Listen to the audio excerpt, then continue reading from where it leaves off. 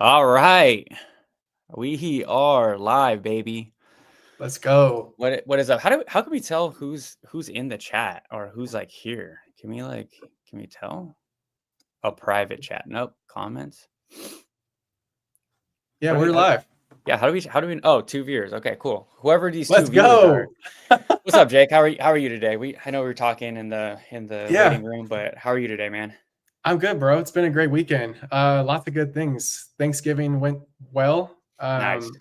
My family's a little dysfunctional, and yeah, we don't get to see each other often, or we clash a little bit. But this time around, it was great. I got Nice. to see a lot of my family, my brothers, and then my dad's birthday was over the weekend, so we celebrated him. Sick. Hell yeah. Uh, yeah, it was a great weekend. How about you?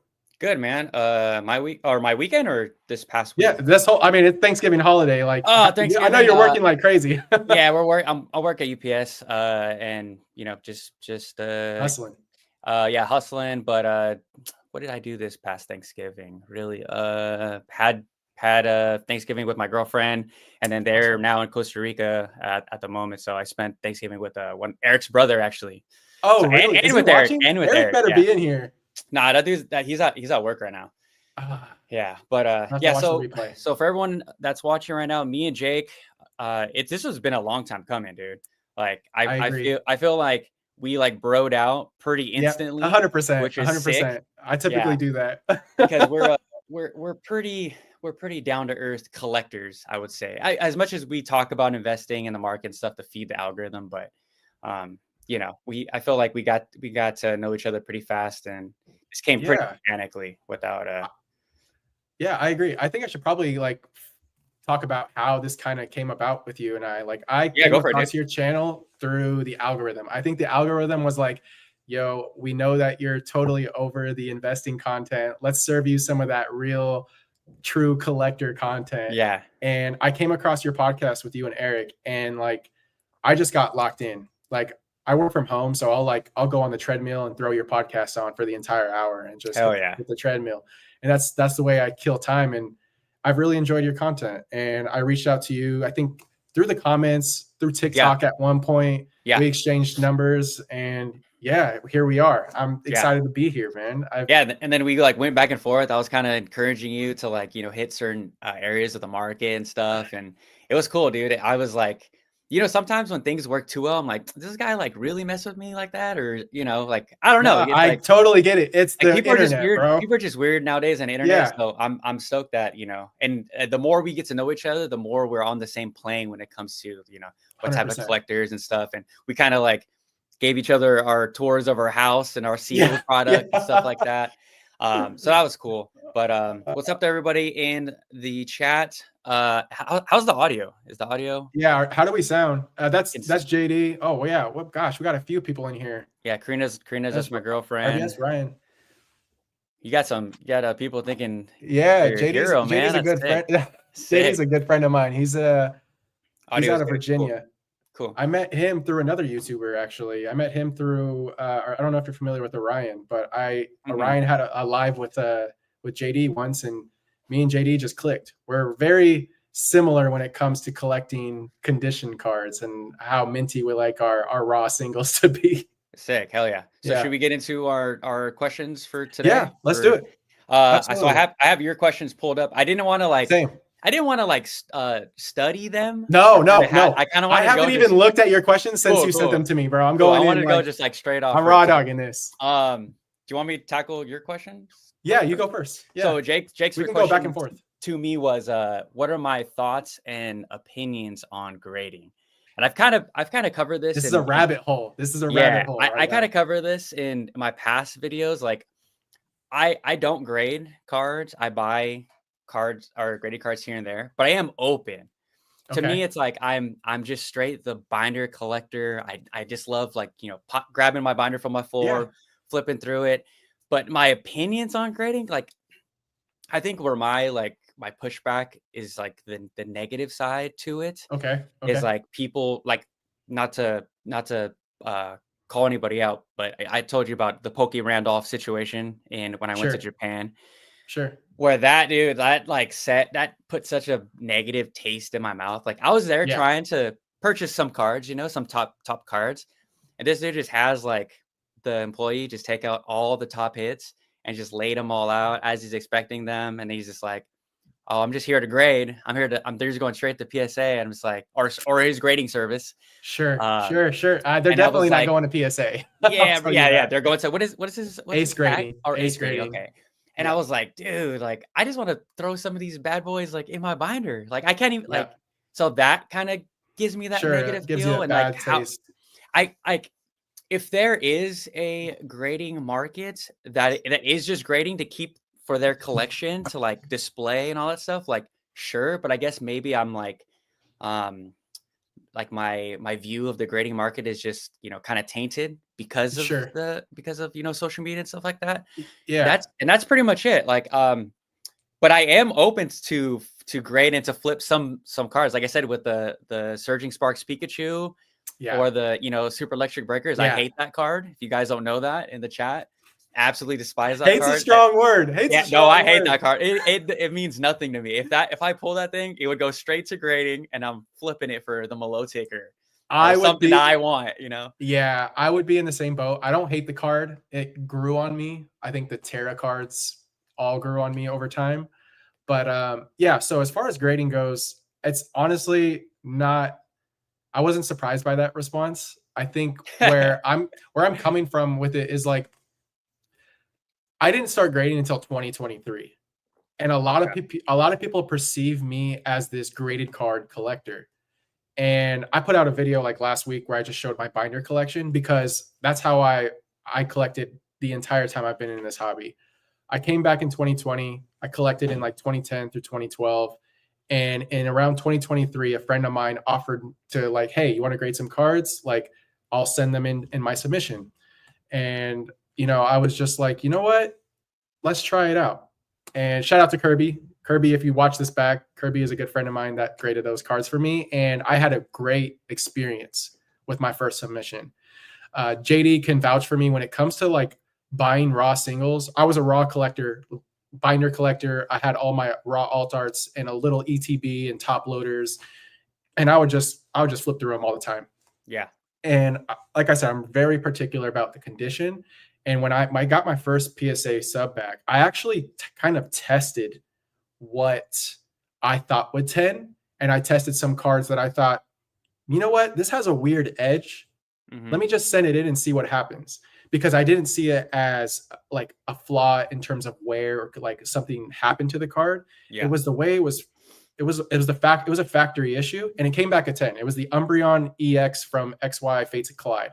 Crazy. I bought that card for $15. So this is where I'm going with this. Yeah. And I'm definitely going to try and sell you on grading, because you said something. You said, I've bought graded cards. Mm-hmm. And where I want to come in on and tell you is that if you are buying any graded cards, mm-hmm. you should be grading yourself. That's okay. That's my spiel. I got a rebuttal though. Okay, yeah. Wait, hold on. So my first submission was like 8 cards. I could probably name them all off. I sent in a Plasma Blast, the gold border Blastoise. It was the only shiny Blast. I'm a big Blastoise collector. Yeah. And so I bought this from someone in Florida back in the pandemic. We still stay in touch. He was like a big Squirtle Blastoise collector. He's a teacher in Florida. He shipped it to me. I bought it through OfferUp of all places. It was during the peak pandemic. It's like 2020 or 2021. Can't remember what I paid for it, but it was a really nice copy. And I said, I'm going to send this. I'm going to send the Fates Collide Umbreon EX full art. I sent in, I think it was a Giratina EX full art from that similar era. I sent in the Pikachu and Pikachu VMAX from Lost Origins, the trainer gallery ones. Yeah. And I think it was like 2 or 3 more cards. All of the modern got 10s. Mm-hmm. And the only card that didn't get a 10 was my Blastoise, and it got a PSA 9. When it comes to vintage, I'm all for it. Like, as long as I get my 9, I'm honestly happy with vintage, because grading vintage is tough. Yeah, and I tell anyone that wants to grade to start with modern, because I don't want people to get discouraged from sending again. And I've seen it. I've seen people get wrecked on their first submission, and they're like this and this and this, and I'm like, you know what? Take it as a learning experience and be like, you know what? maybe PSA actually saw something that I didn't, Yeah. and try it again. Because honestly, after I did that, I bought those cards for like that Umbreon. I bought it for $15 at a local Crazy. card show, and I sold it for $300. And I was like, wait, you're telling me I Yeah, could that sell market's this crazy. card and then go buy these singles raw all Yeah. over again, Yeah. grade them, and then I have tens of whatever cards. Obviously, I'm not guaranteed tens. For sure. It's Yeah. a, Yeah. but what I'm Higher saying is chance, way higher you, chance in yeah. 200. Yeah. Another reason why I asked that is because there's like this a sense of like preservation of these cards, and the conditional rarity is like everything in this hobby, right? Like Yeah. the highest grail cards, it's all about having the highest grade, whether it's vintage or modern. Like when it comes to modern, it's like 10 or bust. Like no one wants a 9 in a modern, like that Surging Sparks Pikachu. I don't even know what that card's doing in a 9 right now. I'm actually curious. Yeah. But what I want to try to sell you is just send in a sub, whether it's through me, through GameStop, which I don't recommend because I'm hearing totally like horror stories about that. Yeah. People are not getting their submissions, they're getting different people's cards.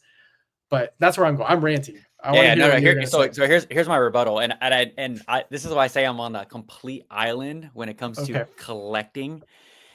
It's like my budgets, my Pokemon budget's already tight as it is. Sure. Especially with running a channel. Like I try to at least have one opening video per week, even though they don't do the best. You know, they're probably it's like fun. but it's fun, dude. It's like the whole like I'm like I could open some packs and still monetize it. But for me, when the whole like investing and collecting like space, even though I'm investing more, it just doesn't feel like my childhood. And that's the reason why I came back. Like there's like now all this whole spiel of like, you know, like adult Pokemon, you know, space, you know, like I said, with investing and even grading to some extent, you know. So to me, it doesn't feel like my childhood. And that's kind of where I'm at, like with grading. Like it doesn't, sure, like, and people I've asked me on my channel, they asked me, hey, it'd be sick if you did a PSA grade reveal. I'm like, yeah, but they're fine in my binder for me, you know, just for me. And then when going back to the first part of the question, our first rebuttal, I was talking about the PSA graded cards that I buy in vintage. Dude, I buy PSA 4s and 5s, bro. Like it don't. I tell Eric, I'm like, me in my heart. Oh bro. yeah, bro. I tell Eric, I'm like, dude, if you look at it far away, it's a PSA 10. It looks great. It's all shiny. Like it does not matter to me. Don't look at the back. Don't look at the back. Yeah, don't look at the back. To me, bro, it's like I am so diehard like art. Like it's just art to me. Yes, like that's why I'm in this hobby, bro. Yeah, I'm exactly. telling you right now, just really art, and it doesn't matter 4, 5, 6. I mean, dude, people kill me in my comment section when I tell them I buy PSA 4, 5, and 6s for vintage cards. But dude, it's like if I could get it 70% off and a PSA 5, like it doesn't really bother me. A lot of those Charizards back there, like PSA 5s, PSA 6s, you know. And you know what's great about that is you can always level up. Like with those PSA 5s, if you wanted a PSA 7 at some point, you could probably bump that up at some point because like you're locked in. So something that I'm the most picky, like if you see me in person at card shows or card shops, I got my phone in my hand with the flashlight on, looking at these cards up and down because I want to make sure I have strong 10s in my collection. So I have plenty of PSA 10s, modern cards that I don't want in my PC that I take to card shows. I literally have what I took to the card show today. And what I'll do is I'll look at copies of other PSA 10s that someone might have and be like, hey, I'll throw you $5 or $10 if you just swap me because I like this copy more and I'm going to hold on to it. Yeah. So like what I'm saying is with slabs, you're locked in. Like you can't do that with raw cards. Like if you have like a raw like Pikachu from Surging Sparks, it's not going to be a 1-to-1. Like you're going to have that vendor or that shop owner and be like, oh, I'll give it to you at 50%. And then you can buy this. Like you kind of, but yeah, I don't even know where I'm going with that. But what I'm trying to say is that's just where I'm at, bro. Like with the whole grade. Yeah. I'm on a complete island. And maybe there is more people like me out there that no, the same way, you know? And I feel like I'm on an island.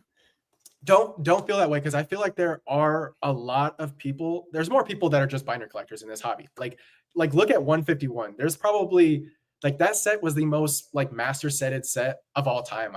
I think Yeah, 151 probably easily. has the most master sets out right now than any other set. And I think that once you grade once, I feel like you'll feel more comfortable with it. And also, hear me out. I really enjoy the getting together and doing grading reveals. I've had 2 Yeah, videos on my channel. One of my very first ever videos, we just all 6 of us got together and we reveal in person. And it just, I don't know, it's a lot more special and of community. experience. Yeah, Rather, yeah, it's more engaging. Like they come over, we'll have some coffee or we'll have some food or whatever, and yeah, we'll do a reveal. It's fun. It's a good yeah. way to like, it's another way to be engaged in this hobby, like instead of ripping packs, because I don't rip packs. Yeah. I think the last I opened packs at Thanksgiving for fun with my brothers, just because I was like, I love ripping packs. yeah, Even it, I'll get the card that I want. Like I think the best card I ever pulled from a pack was the Tyranitar from Battle Styles, but I had fire, already had it. And it was fire. off center. And I was like, well, I can't grade this. This won't Yeah, grade a 10. yeah. So I ended up selling it, but like I understand the joy of ripping packs. I'll never get over that. Like we had a cards and barbecue, like my cards and barbecue, like my cards and coffee crew is like 8 of us. We're all in a group chat. Shout out to them. And we had a barbecue. We all just went to Costco. Well, I went to Costco and I bought us all that Started Crown fighting a bunch Zenith. of people. No, oh God, no, this was pre that. This was pre that. There was literally a stack of like pallet this high of Crown Zenith ETBs with like Scarlet and Violet product. And I bought one for each of us just to have fun. I didn't pull a single thing. And I was like, you know what? It's okay. It was for the fun of it. And like Yeah, outside of that, I never rip packs to like, oh, I'm getting value out of this. yeah. Like, oh, Nah, neither am I, bro. yeah, like I'm not looking at TCG player like how much is this right Nah, now? No, it's bro. literally just for the fun of it. All my hits are So like Eric always makes fun of me, but my hits are just like on my desk still. That just yeah. See, that just Bobby TCG just asked a sit here. good question. What do you ask? Oh, is it better to buy single Yeah, cards instead of opening packs? Oh, for sure, dude. Oh, Bobby, yeah, for I sure. 100%. So Bobby also asked another question. He was like, I want to start grading, don't trust GameStop. Too much chaos. Yeah, and honestly, I really I really would not use something like GameStop. I think that you should learn to just send out a submission yourself and Hmm. experience that and that process from start to finish. Yeah. Because I think of what people are most afraid of is just letting their cards go out into the Oh, for wild, right? sure, bro. Like putting their cards in a Right. box and be like, all right, I'm trusting USPS with my stuff. By the Well, way, if you are going to grade, I want to make sure that anyone who grades does not ship with FedEx. You have 2 options with yeah. Do PSA. not ship with FedEx. Do not ship with FedEx, only USPS. Yeah. USPS, their employees are government workers. They are not going to risk their government job for your Pokemon cards. Whereas Yeah. FedEx employees, they will steal from you all day. This is why. So FedEx, they're independent contractors. Yes. So they own Mhm. their routes, and no one gives two, Yep. about your cards. UPS is great because we have the best insurance policies. Yep. So if anything That's very true. happens, like you're straight, dude, and Unfortunately, you'll get it resolved pretty fast. But I don't know if FedEx or no, UPS is even available in some people's no. like area. PSA is only allowed to ship through USPS and FedEx. You can't ship. They probably have Okay. a contract with FedEx, which is Yeah. why. But That's yeah, wild. if you're Yeah. going Do to not. grade USPS only if you're in the United States. I can't really give any advice on anyone outside of the US. I don't know how Yeah. that works, but that's my advice for grading. And then Bobby, that I want to add to what you said about single cards versus opening packs. Bobby, I don't know where you're from, but I highly recommend if you have like card shops in your area or even like check Facebook groups to see if you have like a local card show event. I live in the Bay Area. Like Henry and I are both in California, so we're pretty privileged in a sense that there's a lot going on around us here. Yeah. Like I just came back from a card show today, and there's another card show next weekend. That's a bigger one. That's crazy. It's just they're back to back. Like we're spoiled here in the Bay Area for sure. But look at cards in person before you buy. Whereas packs, you're going to get cards that look terrible out of the pack. Japanese, if you're opening Japanese, you're probably going to have way better success pulling cards and grading them as 10s. With modern English, it's dicey. Stay Yeah. away from Obsidian Flames. That set had the worst print quality of any Scarlet and Violet set, No hands down. way. That's crazy. Yeah, I actually had the hardest time finding Ice Q EX Oh, I of love all. that card. And yeah, I literally just got a really nice copy for like 40 or 50 bucks in a 10. Like Yeah, some of them are really cheap. just to go back on Bobby, is it better to buy single cards? Uh, it all depends also on what your goals are. You know, are you Yeah, someone like me that doesn't give, if you're just a throw them into a binder, like does it really matter? No. You know, yep, if opening packs is your thing, you do it with your family or friends, like yep, Jake, like then go open some packs, dude. But it's yep. it all depends on what your goals are. I always That's why I tell, like, I mean, one, not to go into our next topic, our next question, but you kind of said like what was like a goal, or I asked you what was one of your goals or whatever. At these new collectors, they just don't really have a yearly goal or a Sure. Yeah. 2-3 And year goal, investing goals. Like, what, you can't just like buy all this stuff 100%. with no Yeah, we roadmap. all have. Yeah, and that's actually something that you say that, and I thought about collector identity. It's something that gets brought up on from other YouTubers, but like having like a sort of identity as a collector is important because it keeps you on track. We all get derailed and start going down random Oh, for sure, bro. paths and rabbit Yeah. holes of like, oh, I want to start collecting all of this Pokemon, or I want to collect sleeping Yeah. Pokemon, or like, wait, there's like hollows in Pop Series. Like, I want to collect all the hollows from Pop Series. Yeah. And so like figuring out what your goals are from like whether that's like a binder collector, you want to start grading cards. Like, Hmm. I have a friend, I'm not gonna call him out, but I have a friend that literally collects every vintage hollow in a PSA 9. We make fun of him for it. Yeah. Like literally, it doesn't matter what WotC era card it is. He'll have a random Wigglytuff hollow from 2001 or Yeah. like something from WotC era, and like you want to like make sure, because we don't have endless amounts of money in this hobby. None of us do. Like, sure, Yeah. there's people that are more fortunate, but like you want to be savvy, and that's Hmm. like something that I'm trying to push on my channel. I started my Yeah. channel like a month ago, and like my goal is to like get people to collect more intelligently. I'm not saying Hmm. anyone's dumb, but what I'm Yeah. saying is that there's rights, there's good, there's, I don't want to say there's, I kind of caught myself there, but I don't want to say there's bad ways of collecting, but there's ways to really like overspend and hurt yourself in this Oh, for hobby. sure. Yeah. And I want to like, if I, dude, YouTube now is crazy. Like, it is absolutely crazy how much content there is to educate people on this hobby. You can Hmm. watch like 5 videos and catch up to like some of us like that have been here for years, because just like Yeah. there's endless amounts of it. Yep. But yeah, like what Henry's saying is like figure out what you want to collect. Hmm. That's key. That's super Yeah. key. So like you can have light play cards in a binder that are budget friendly Yep. versus going for these like high end grails in PSA 10. Yeah. That's it's Yeah. tough. I think both of our channels are kind of the same, in the sense that we're trying to just educate people on how to spend their money in a better way, because I think there's a Yeah, lot of, and I'm guilty too. We do the FOMO, we do sure. the All of us do. thumbnails that are just, uh but my whole channel is like, when I first got back in, I didn't know what to buy. I was buying collection boxes left and right. um Yeah. there's just a lot of garbage products out there that me as a beginning collector, I just didn't know. So I'm like, Yeah. okay, the light bulb sparked, and I was like, okay, I need to make more content in trying to Yeah. tell people what actually to buy and what's actually worth your dollar. Like, there's just so much 100%. garbage product out there. Like, I was just at Target yesterday, and that Trapagos EX, the There's collection so many of those box, collection boxes. bro. What do It's you like? crazy. Who's buying that for You know, $120?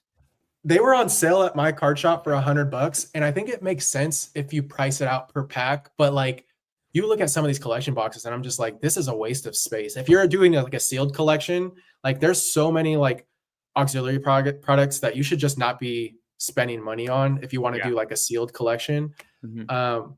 Oh, shout out, yeah, Pokebeard's in here. What's up, What's up, Tucker? man? Great seeing you, brother. Appreciate We you are doing joining. well.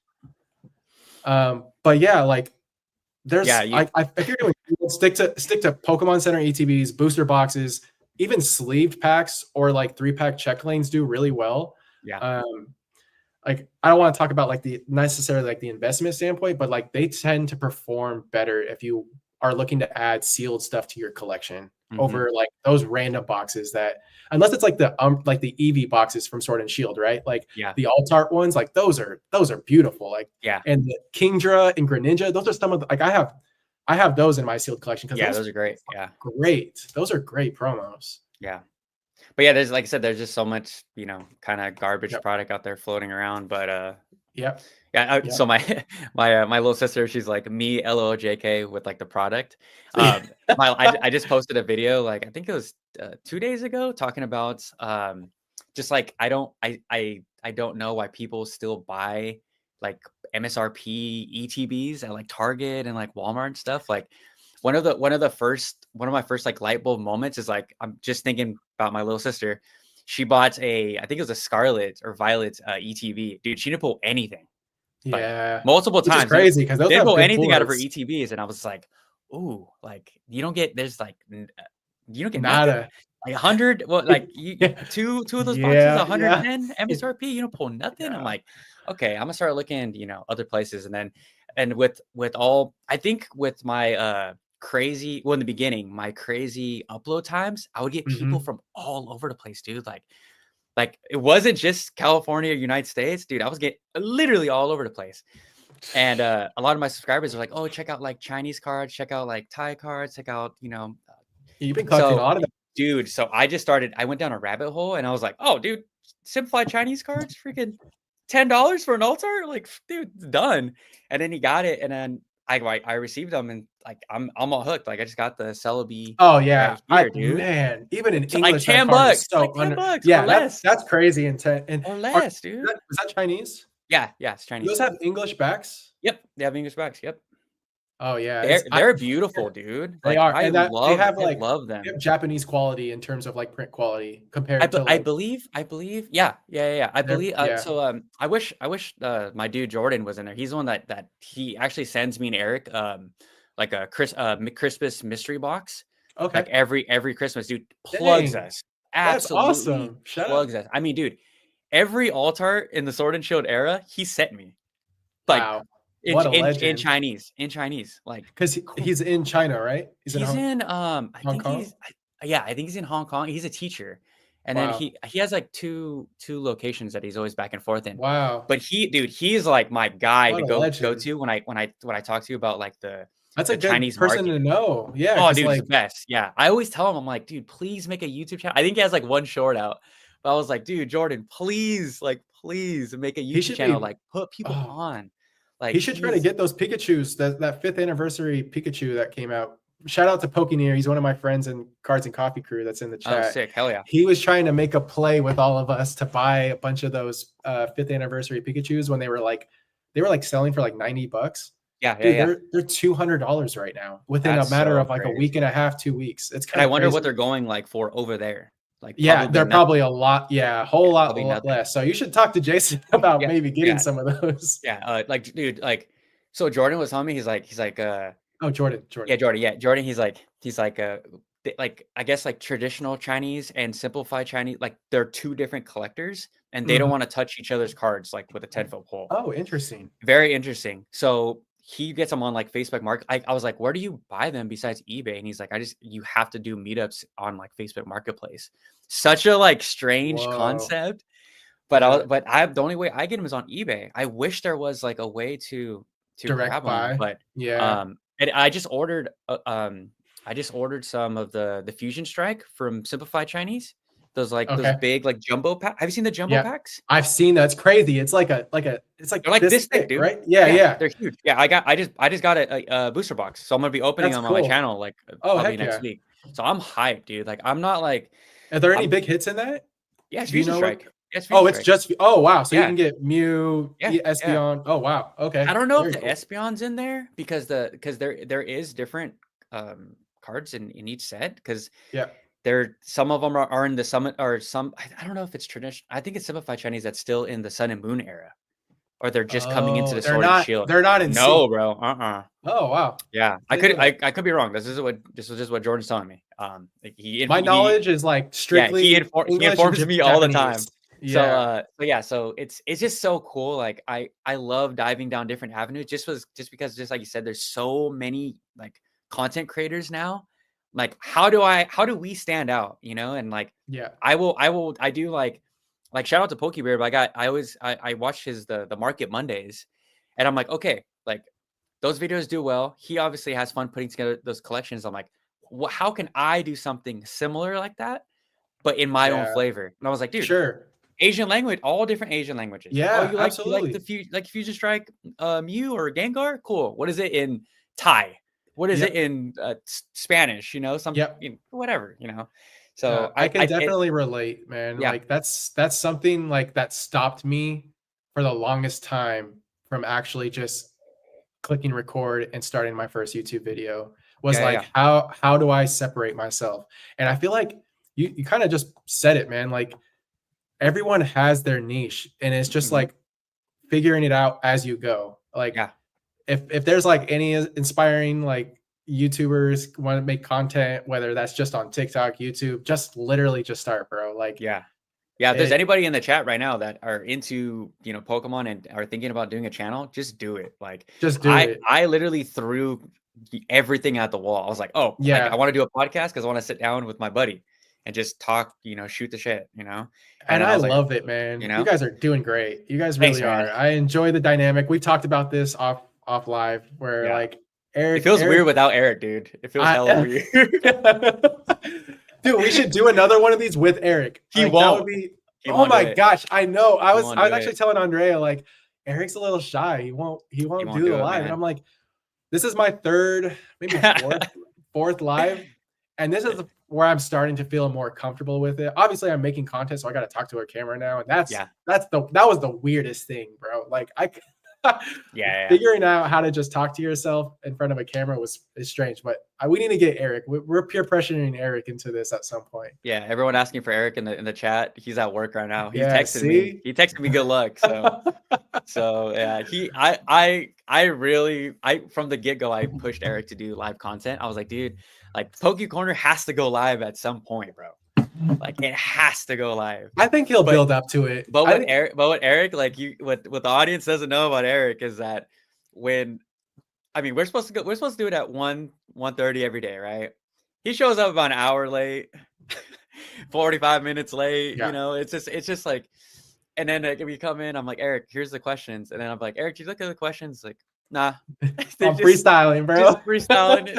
And then he just like, I don't know if you guys see, and then he'll just like open his phone during the No. podcast and start looking He's up the getting stuff that's distracted. old. Oh. I'm like, Eric, bro, you gotta be prepared, man. Like, No, I send actually him. like that. I like that because like it has that like a different perspective from a different type of collector that's not as like locked into content or like following like the charts on TCG Player every day like some of Yeah, us probably are. yeah. Like it's a fun dynamic. Like I enjoy his perspective a lot just as much as yours. Yeah, we're both like we're serious about our collection, but in a different way. You know, he's like, I don't know, Pokemon's like more like his like little secret, where like I'm like full. I mean, dude, look at this background, bro. Like, come on, Yeah. like this is like, I think yeah. So we're so different, and then it is what it is. Did But did Eric do that Gengar behind you? That because I know he started. no, this is a chick I follow on Etsy. Yeah, Okay. this is all Etsy stuff. Yeah, Yeah, super I followed Eric. I came across Eric. I was digging. I was like, I gotta find Eric on Instagram, and I came posted across nothing. his. And but he has some of his art, and I like after seeing Yeah, the skateboard that he did for you, I'm like, oh man, yeah. he's talented. Like I would No, love to bro, have something he consigned from like him for he's sure. insane. Like I know there's always that everyone says like, oh, my friend does art, but like no, dude, like Eric's crazy. He Do just you have like the board needs. by you? Karina said Yeah, to show it if you can. yeah, it's right here. Oh, It's so good. Yeah, shout out. Johto, shout out to the best region. Yeah, Don't come at me in the comments. That's so good. That's so good. super sick. Is it glossy or is it matte? No, it's just It's Matt. matte, right? Yeah, It looks so good. yeah, and and the thing is like he can pump these out like Man, within a few days. so good. That's what's crazy Yeah. about Eric. But yeah, shout out to my boy Eric. He would be on the more like degenerate side of this Yeah. whole like for the singles or rip packs. He just like, dude, just Oh, rip it. yeah. Just rip it until you pull it. Like, duh. Like Like he's so sick. Like he has like what was it for last Christmas? Oh no, we were going to Coachella, right? We brought pick him up, and he was late to my house, and he was like, I was like, what were you doing? He's like, oh, I was I just wanted, there was some open packs. There was some packs next to my bed or whatever. I just wanted to rip. I was like, you just had this urge to just like rip some packs while you had a place to be, like. And then we stopped at the most DJ bro. mentality. And then my girl's in the chat right here. And we stopped at a Costco to get a pizza or whatever on our way to Coachella. And then they had those the mini tins, the Costco mini tins, right? Boy. So we're like, should we just get some like for Coachella? We'll just open them during Coachella, you know, once we get there. Like, sure. And then like my girl's driving. We're like packed like sardines. So Eric's right behind me. And then we just hear like the crinkle. Yeah. And I'm like, dude, what are you doing? He's like, dude, I just wanted one. I just one, bro. Come on. I was like, you're like, what a fiend. Full blown fiend. Like, just one Evolving Skies. Just one. Oh, I love that. Like, that reminds me during I think it was 2 years ago, I decided I made this like a thing where I do every year on New Year's Eve. Yeah. From noon to midnight, I'll open one pack of something every hour. That's sick. And the first year that I did it with Hidden Fates. Ooh. And I think it was either 11 or 10 o'clock. I hit the shiny Mewtwo. Fire. And I was just like, that was fire. It was awesome. I recommend anyone that can do that, just like grab like 12 packs of something and just do a pack an hour. That'd be a great short. And then, it'd be a great long. You're right. It'd be a great long, and then you could turn that into shorts. Yeah. Like that'd be that's fire. A great idea. Yeah. No, you got the great idea. I'm just no, you called it out. That might be something I have to do. And I also really want to do, it's just hard to figure it out, but I really want to do a cards and coffee video. Like, it's like, it would be so cool to like get everyone together and then like maybe have multiple cameras, somehow like some road mics where we can just like talk. Cause like, that's like one of my favorite things about being in this hobby right now is that group. And like, I can't say it enough. Like we get together and we all just we're all unique in the way we collect. We all have our own opinions, but like we all love this equally. And it's great. Some of my best friends. I would love to hear that'd be great content. I would love to hear like the conversations and or debates. I love debating.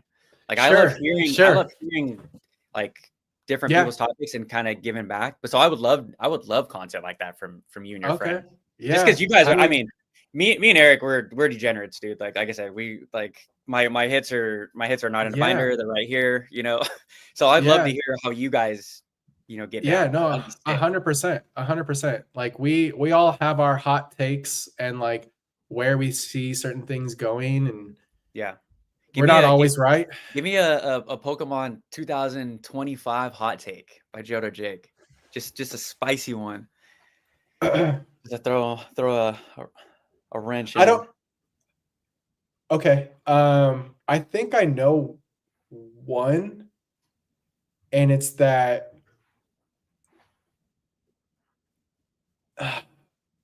I think Prismatic Evolution. I got two. Okay, give me one. Okay. So I think that the Greninja and Kingdra EX promos will outperform some of the big hits in like all of Scarlet and Violet.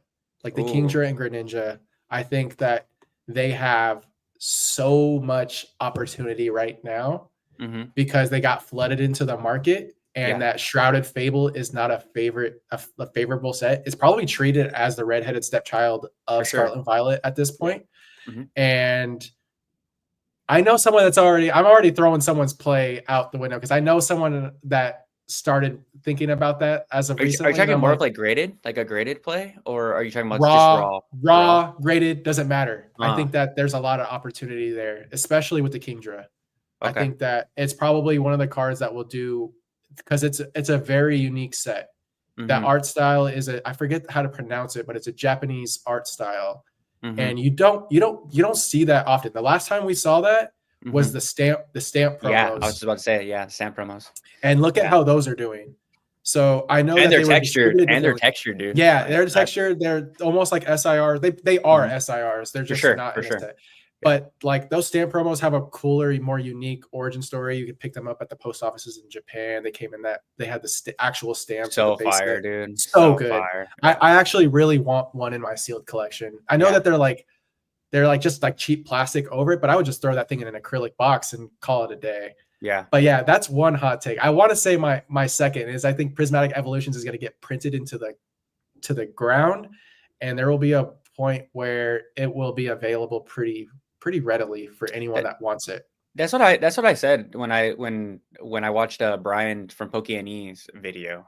He said the same thing. He's like, you don't think that the Pokemon company doesn't see what Evolving Skies did, and they're not planning? Like, I think that we, as a hobby, we downplay, you know. Oh yeah, I But, think we underestimate like, the knowledge and like the strategy of Pokemon as a like, company. you think they're just like, oh, Yeah. we're gonna, you know. But I mean, to each their own. But I'm gonna be waiting. You know, I'm not. I didn't. Did you put any pre-orders in to Prismatic Yeah, or so Terrestrial Festival? I didn't get any terrestrial festival or terrestrial. I hate that word. Terrestrial.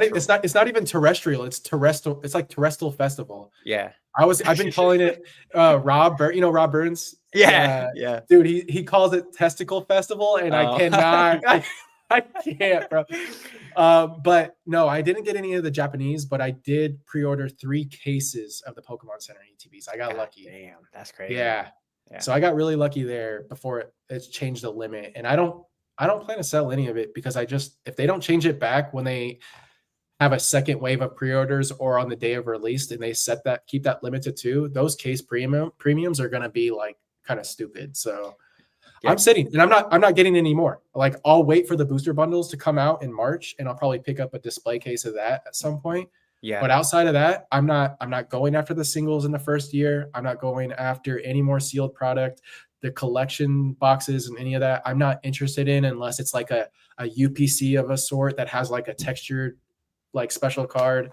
But yeah, I'm chilling. I'm chilling on Surging Sparks too. How do you feel about the set just in general? Like, do you think, I mean, we pretty much now have all the top cards, right? That's not all of them. We have more SIRs to come. There's still, okay. I'm actually planning to, I think I'm going to make a quick video of like showing, because there's supposed to be 32 SIRs. No illustration rares, just special illustration rares in the English set. Mm-hmm. And now there's the Master Ball reverses. I don't know if you saw those leaks yet. They showed the Totodile. Doesn't it really like hype me up? Really? It doesn't matter. I know that they're I know. I know. What I feel it does not matter. Like, like the way that this hobby has just like they're foaming at the mouth for this set, and they've been begging for this to happen, and I think people are regretting it to an extent. Mm-hmm. Because people are I've seen you mention it in some of your videos where people on Reddit are complaining that like, oh, I can't get this product, oh, it's sold out, and I'm like, I think you made a video about this, like you are the reason. Yeah, and it's so true. It's just like be careful what you wish for, and just don't give into this FOMO. I've gotten a lot better. Like when I first got into this hobby, I was like everyone else. I was in Targets trying to get Champions Path, Vivid Voltage ETBs.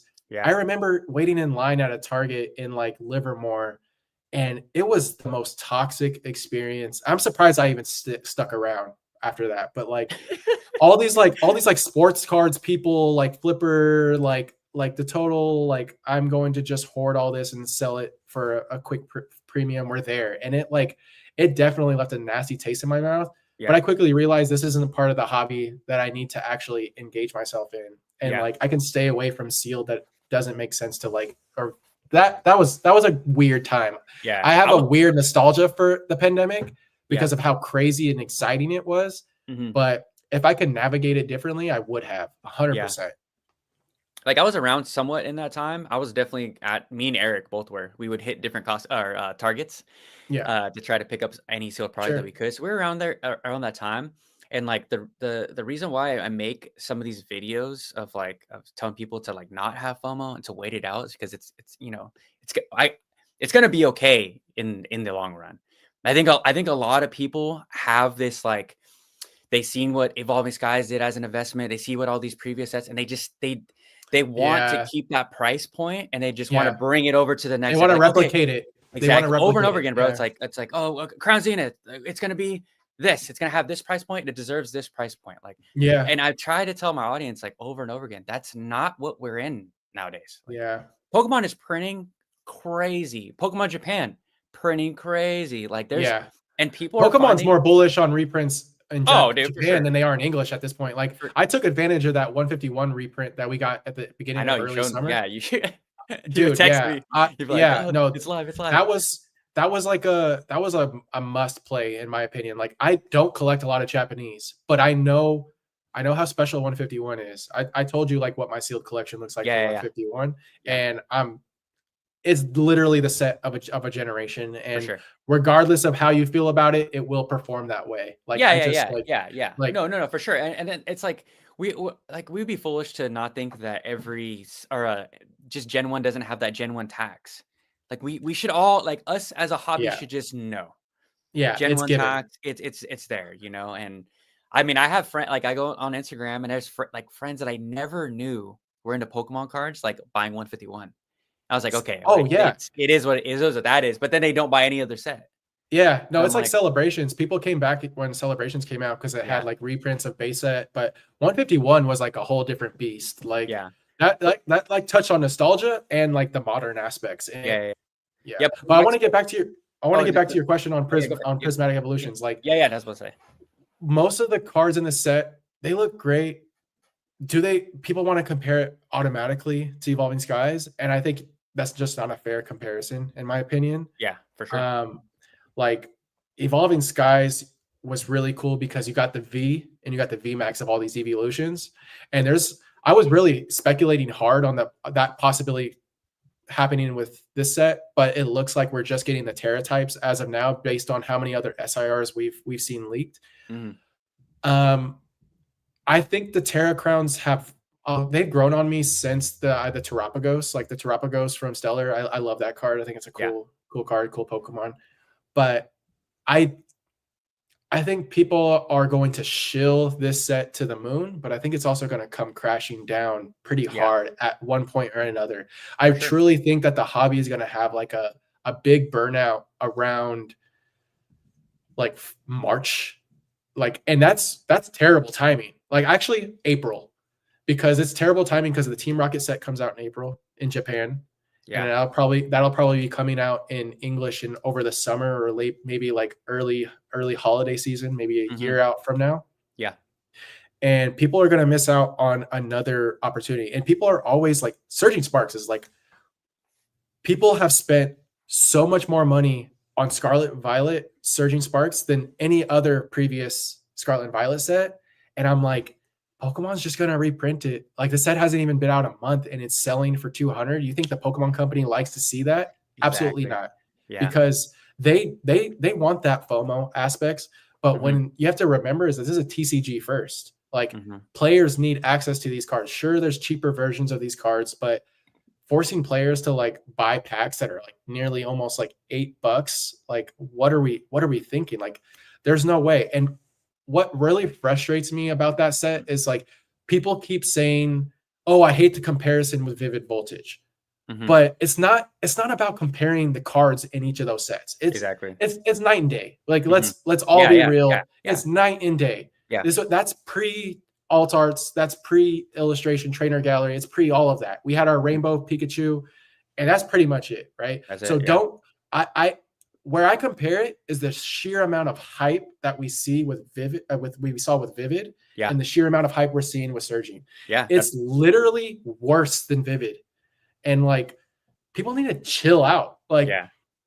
I saw this guy buying a Pikachu, like I want to say like day 2 of release at a card show, Uh-huh. and the dude was shaking.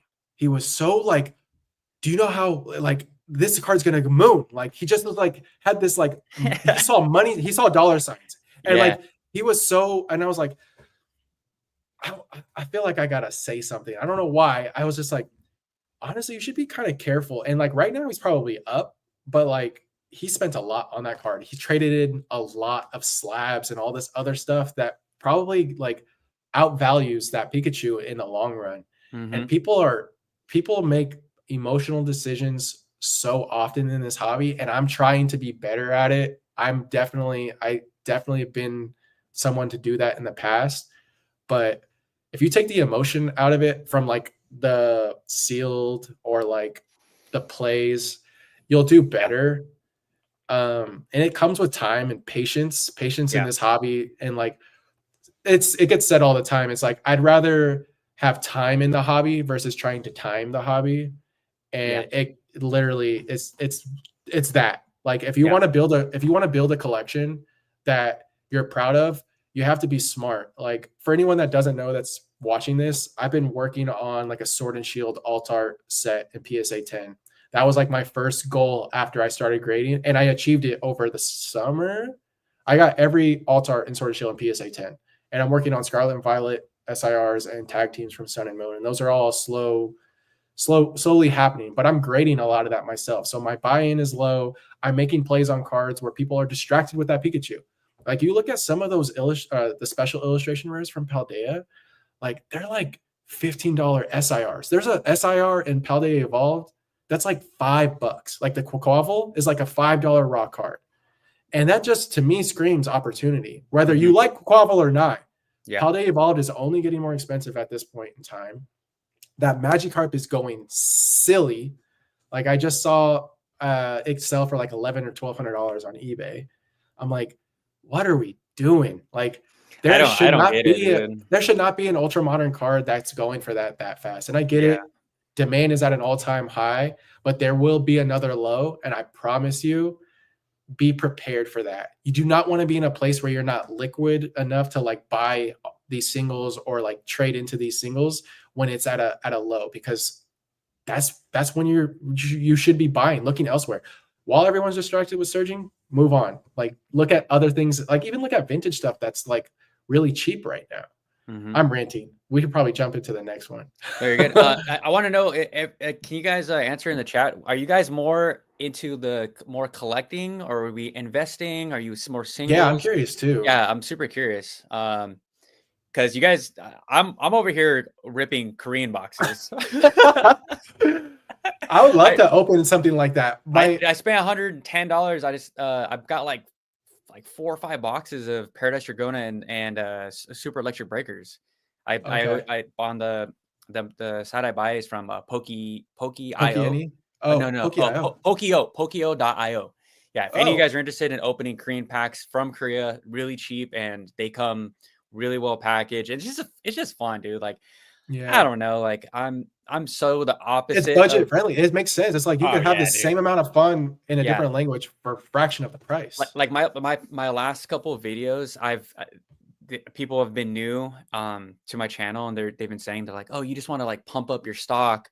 You're just talking about these certain things to pump your stock. And I was like, dude, I always reply, I'm like, hey man, I'm sure you're new here, but like, I don't really care if any of this stuff goes to zero. I mean, me and you talked about it offline not too long ago. Yeah. Like as much as we love talking about the stonks and the charts and all that stuff, like, dude, like I don't really care like if this stuff goes to zero. And that's kind of, maybe that's why I'm not fully deep dived into the whole like investing and grading stuff and flipping. It's because like I'm already so like out of it when it comes to that market. Like, do I want to own like some PSA 9s and 10s? Sure. Do I want to own some sealed product to, like I always tell my audience, to reinvest into my personal collection, you know, flip a box here and there. Like I just flipped the Astro Radiance for a Vivid Voltage pack or a booster box last week. Like that's just kind of where I'm at. So I think if I go down more like keeping a portfolio, and shout out to all you guys that do that. Like my buddy Sunil, if you're watching, if you're in here, Sunil, I told you to be in here, should be in here, but he has like the investing chart of like all his sealed product, all his singles and stuff, and that's cool. But it's like I don't want to see my beloved Pokemon like in my investment sphere. Like I got enough investments to worry about and enough charts to look at. And that's just like for me personally, like for me, obviously this is like, I mean, dude, if you guys don't see this corner, like this is a child's room, and this is my, and my life is like, as adult is adult enough. Like I need a place where I can talk about fictional characters that brought me some joy in my life. And for me to be, that's why we're all here. That's why we're all here, dude. Cause we haven't grown up. We're all just like, well, I mean, Yeah. yeah, we just can't let it go. But I I think love that's what what keeps us young, Karina. dude. Yeah, I love what Karina said. I'm all art and heart with my collection. I think that's such a Yeah, like she comes she from a true place. her binder is Jigglypuffs and what else does she have? And Snorlaxes. Just what should Snorlax. That's one of Andrea's favorites. Her two of favorite course. Pokemon are Mewtwo and Snorlax. Mewtwo's her number one. She Fire. actually just bought a premium membership for Pokemon Pocket just so she could get that new Mewtwo promo. Oh, I don't know I if you saw saw that. it. I saw That that. art I is did. man, and she just Yeah. got the Venusaur promo that came in that. She had to play like I don't know, like 10 battles in order to get it. Some of that artwork, man, we need to see it in the real TCG. And I think that's a Well, I possibility. I don't think I we're getting it, dude. I really don't. it's I real really think. artists. It's all real Yeah, artists that have yeah. done artwork in the TCG. So I don't know. Like, man, I'm hopeful. That's all I can say. I'm I hopeful think, too, man. yeah, but I get I'm it. I'm pessimistick too, to a degree. Like, they probably will keep it as Pocket, I, but I I like the maybe I'm tripping, but I saw on Poke Beach when he did the when I first like displayed it at I forget what conference he was at, but I thought you can like have a little stands for like your collection you in the can. pocket. You can, right? Yeah, Oh, you could cool. have like a plaque for one card, or you can do like different binders. She Yeah. has like an alt art binder now That's in sick. Yeah. Pokemon See, because Pocket. like I collected NFTs like back in the NFT boom. Like I thought it was fun. And Yeah, so if and Pokemon has that aspect, and like you're going to be able hey, to it's trade at some cool. point. It's in the near future where That's you can trade with sick. other people. Yeah, that is Yeah, sick. she's like level 20, bro. Like I'm like level Okay. 2 or 3. She's actually been playing And the then the hell out battles of it. are like really dumbed down, right? They're like not Yeah, it's like a that dumb down. crazy. It's a 3 prize win, and like it's not as like technical as the real game, I would say. And Pokemon's not Okay. that technical, but like it's a simplified version. Like Okay. I picked it up. I've never learned how to play. That's the most I've ever played Yeah. Pokemon Pocket. There's a guy in like almost every video. He just asked me to learn how to play, and I'm just like, dude, like Yeah, I I have friends like can't, that too. man. I They're just like, just can't. learn. I'm like, as much as I would like to learn, I played Yu-Gi-Oh when Yu-Gi-Oh Same. first came out. Like Yeah. I was big into Yu-Gi-Oh. It's probably where all my original Pokemon cards went. Sold them for Yu-Gi-Oh cards. Yeah. But I don't know. I just can't pick up a TCG to play. It's a time sink in my opinion. Just Yeah. like I would love to learn casually, maybe. Hmm. Like if we have friends over and we're like barbecuing and maybe try it that way. But yeah, I'm just a collector. I've always Yeah. been just a collector. Yeah. When we link up in person, I'm gonna bring like my Chinese cards, my Korean Oh, bro, cards. yeah, Like hell yeah. Eric has Spanish cards, like I'm vintage selling Spanish. you on slaps, bro. I'm selling Yeah. you. You're gonna hold all this stuff, look at it in person, be like, all right, I No, can do this. Grade your Chinese. Grade yeah, that stuff. I know for sure. Just to get for Yeah. preservations Yeah. period. Yeah. Like yeah, it's just for me it's I don't I think we talked about this earlier off camera too. I just don't know where people are getting all this money from. I'm just Yeah. like where like either Yeah. our audience is in severe credit card debt Yeah. hoping that this stuff is going to like moon, but I just don't understand where It's scary. And these it people are doesn't getting this money from. it won't last. Like Yeah, I people know that I know where my paychecks are going. yeah. Yeah, it just And to be yeah. buying 3-4 cases per set that Yeah, people are no. like claiming that they're doing, you know, like I don't Yep. understand what they do for a living, but it could be all for show. You know, we talked about it. These Sure. a lot of these poke YouTubers and just I mean and people that just Dan comment Dan calls them cosplayers for the people that, yeah, that are they yeah. could just be completely lying, but I don't know, like so just to go to that point really quick, like I don't like to pocket watch anybody, you know, or say like, oh, I don't feel like they need to show. Like if you Yeah. say you're investing or anything, like I don't like Yeah, no. with my other investments with my friends, like I don't need to show you every Yeah. time I'm buying or selling. So that's No. where I am, but it feels like the Pokemon hobby, like there's more. I don't know. There's people want to see that more. Oh, people want the credibility check that Yeah, everyone's doing right now. as you Like, can see now, like the Pokemon, like the popular PokeTubers that do investing, like Brian and E are from Poke and E and Nostalgianomics, where are well, they doing their videos now? Brian's What's their a shot. background now? Yeah. Oh yeah. Yeah. I Is know. the I boost get it. is like the cases. Yeah. Where does Rudy from Alpha Investments do all of his? Yeah. I mean, Rudy. I mean, no one's Rudy, bro. We've talked about this. No Yeah, one. No one is competing with what Rudy is doing. yeah, The man's a genius at yeah, this. He knows. He's been in it since the beginning, yeah. and I think that's like an actual. That's a real cardboard investor. Like Well, to me, when I see, he's the top yeah, dog probably. he I mean, I literally wouldn't. is the alpha. Yeah, he is an alpha. Yeah. And I mean, I get it. Like Dan mentioned the whole cosplaying, like these content creators that are claiming to be investors that probably have no skin in the game. And he's doing this really cool like experiment where he's actually, because he's always been anti investing in cardboard. Mm-hmm. I think his mindset has changed while doing this Yeah. as he sees real results, because him and his dad are investing in actual pallets. You're talking about Dad from Catch 'Em All Collectibles? Yeah, catch Oh, 'em all okay, cool, collectibles. cool, Yeah, cool. he's actually investing with his dad. His dad's like, Oh yeah, you were telling me. all Yeah, yeah, yeah, yeah. Sick. and they're building out pallets, and he's keeping track from what his buy-in is to where the market is on them. And I think Yeah. it's really cool. But one thing I kind of disagree with him is like, you don't have to have pallets of this stuff to be some sort of like investor in this Mm-hmm. hobby. You could have a booster box, you could have a few booster boxes.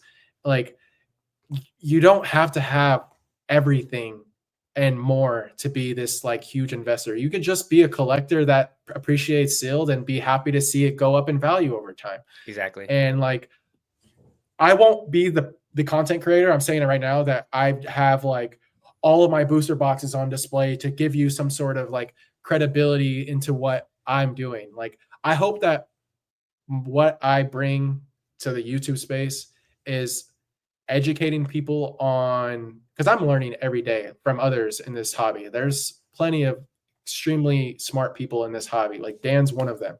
Yeah. Nostalgia is one of them too. Like mm-hmm. Alex is killing it.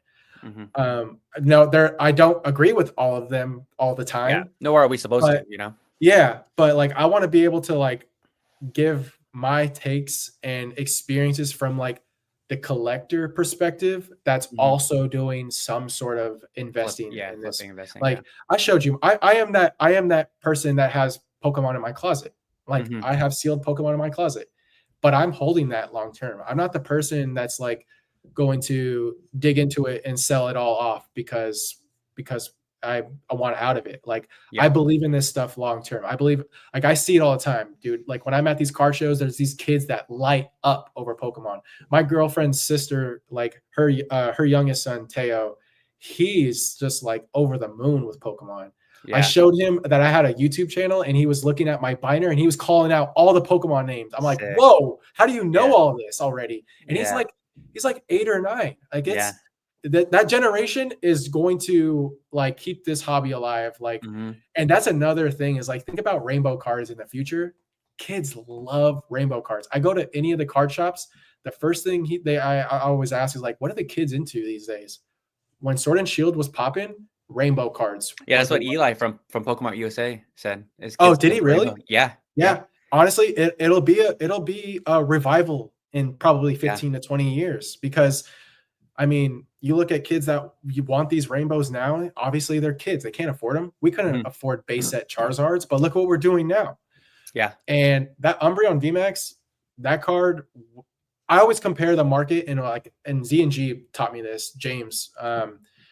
In order to get a pulse on what the hobby is doing right now, you look at the Umbreon VMAX and a PSA 10, and you look at an unlimited base set Charizard to see where they're going and like how they're performing.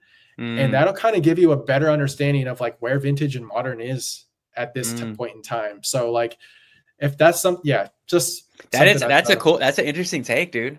It kind of gives you an idea of like, because those are like Umbreon. A lot of people were like, this card's not going to keep doing this. And even I, to an extent, like I personally like the Umbreon V way more than the VMAX Umbreon. Like that artwork is superior in every way.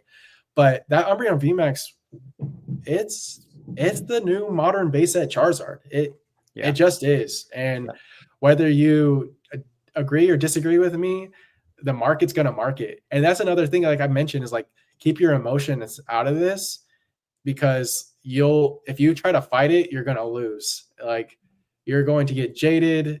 just like find other things. If you can't afford the Umbreon, stay away from it for the time being. There might be another opportunity at another point.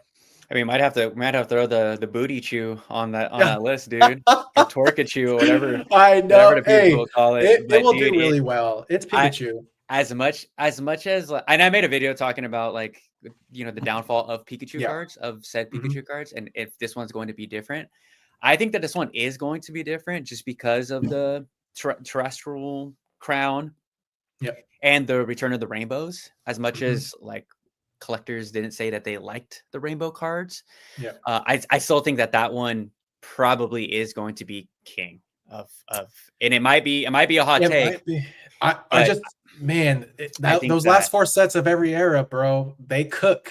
They cook. I mean, we look at Sword and Shield. You look at Brilliant Stars, Silver yeah, Tempest, Lost Origin, Astral Radiance. on Nostalgianomics and Eli's last live stream, they were talking about how they thought that the first couple sets are better than the second half, like charting wise. And Nostalgianomics he was arguing with Eli, like hit that point, but From maybe Sword some and Shield or Scarlet and Violet? from Sword and Shield, yeah. Well, yeah, because if you look at the timing of the first few sets of Sword and Shield, it was like peak pandemic.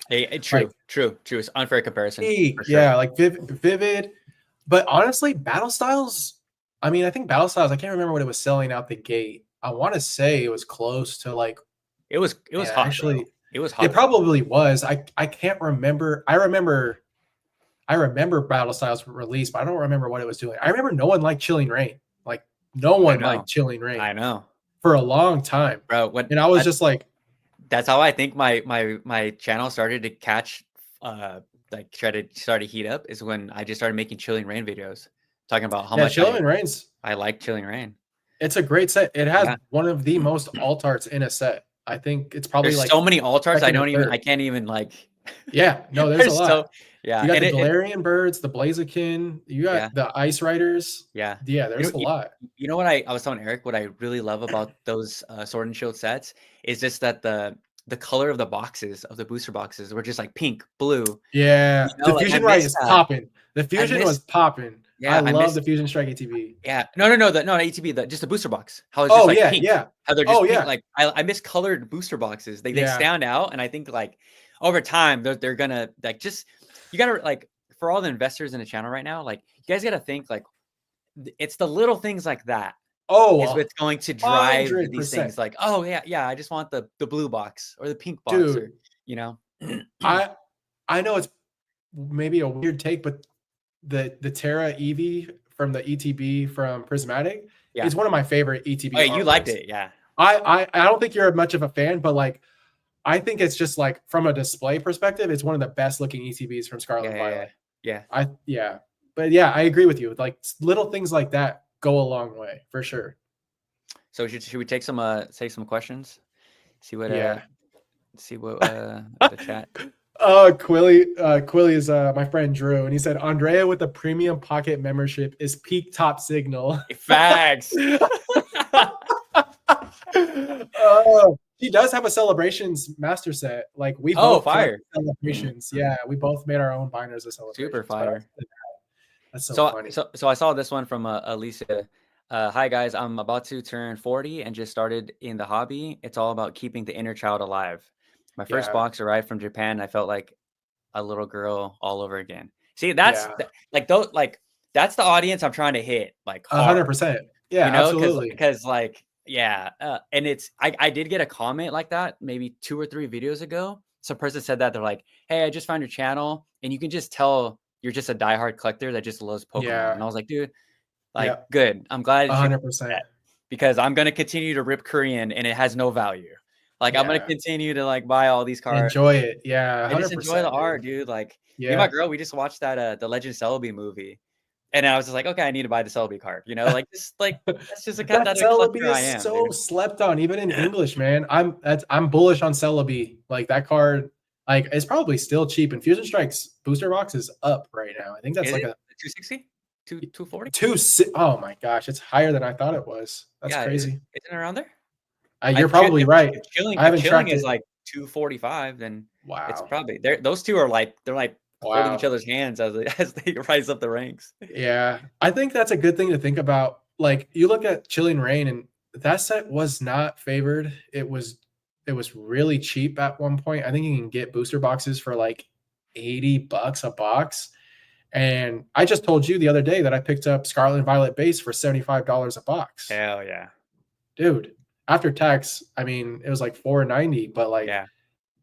that set is slept on. Like I Yeah. can't say it enough. Like people argue that, oh, it had easy pull rates, yada yada Who yada. cares?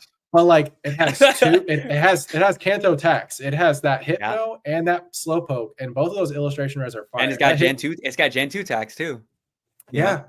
It has also, yeah, you got to think about the Gen 3, the Curlia, Ralts, the Gardevoir. Oh, Gen 3. Sorry. Yeah. I'm terrible. Oh, I'm yeah. terrible. No. Those guys don't come at me hands up. Oh yeah, Dude, Eric gave you some shit for the he wrong always starter. does, bro. You're like, you don't even know Gen 5 starters. I was like, no, I can name all the Pokemon, but I just don't. I was like, did you watch that podcast where I said, I don't even know my songs. Yeah.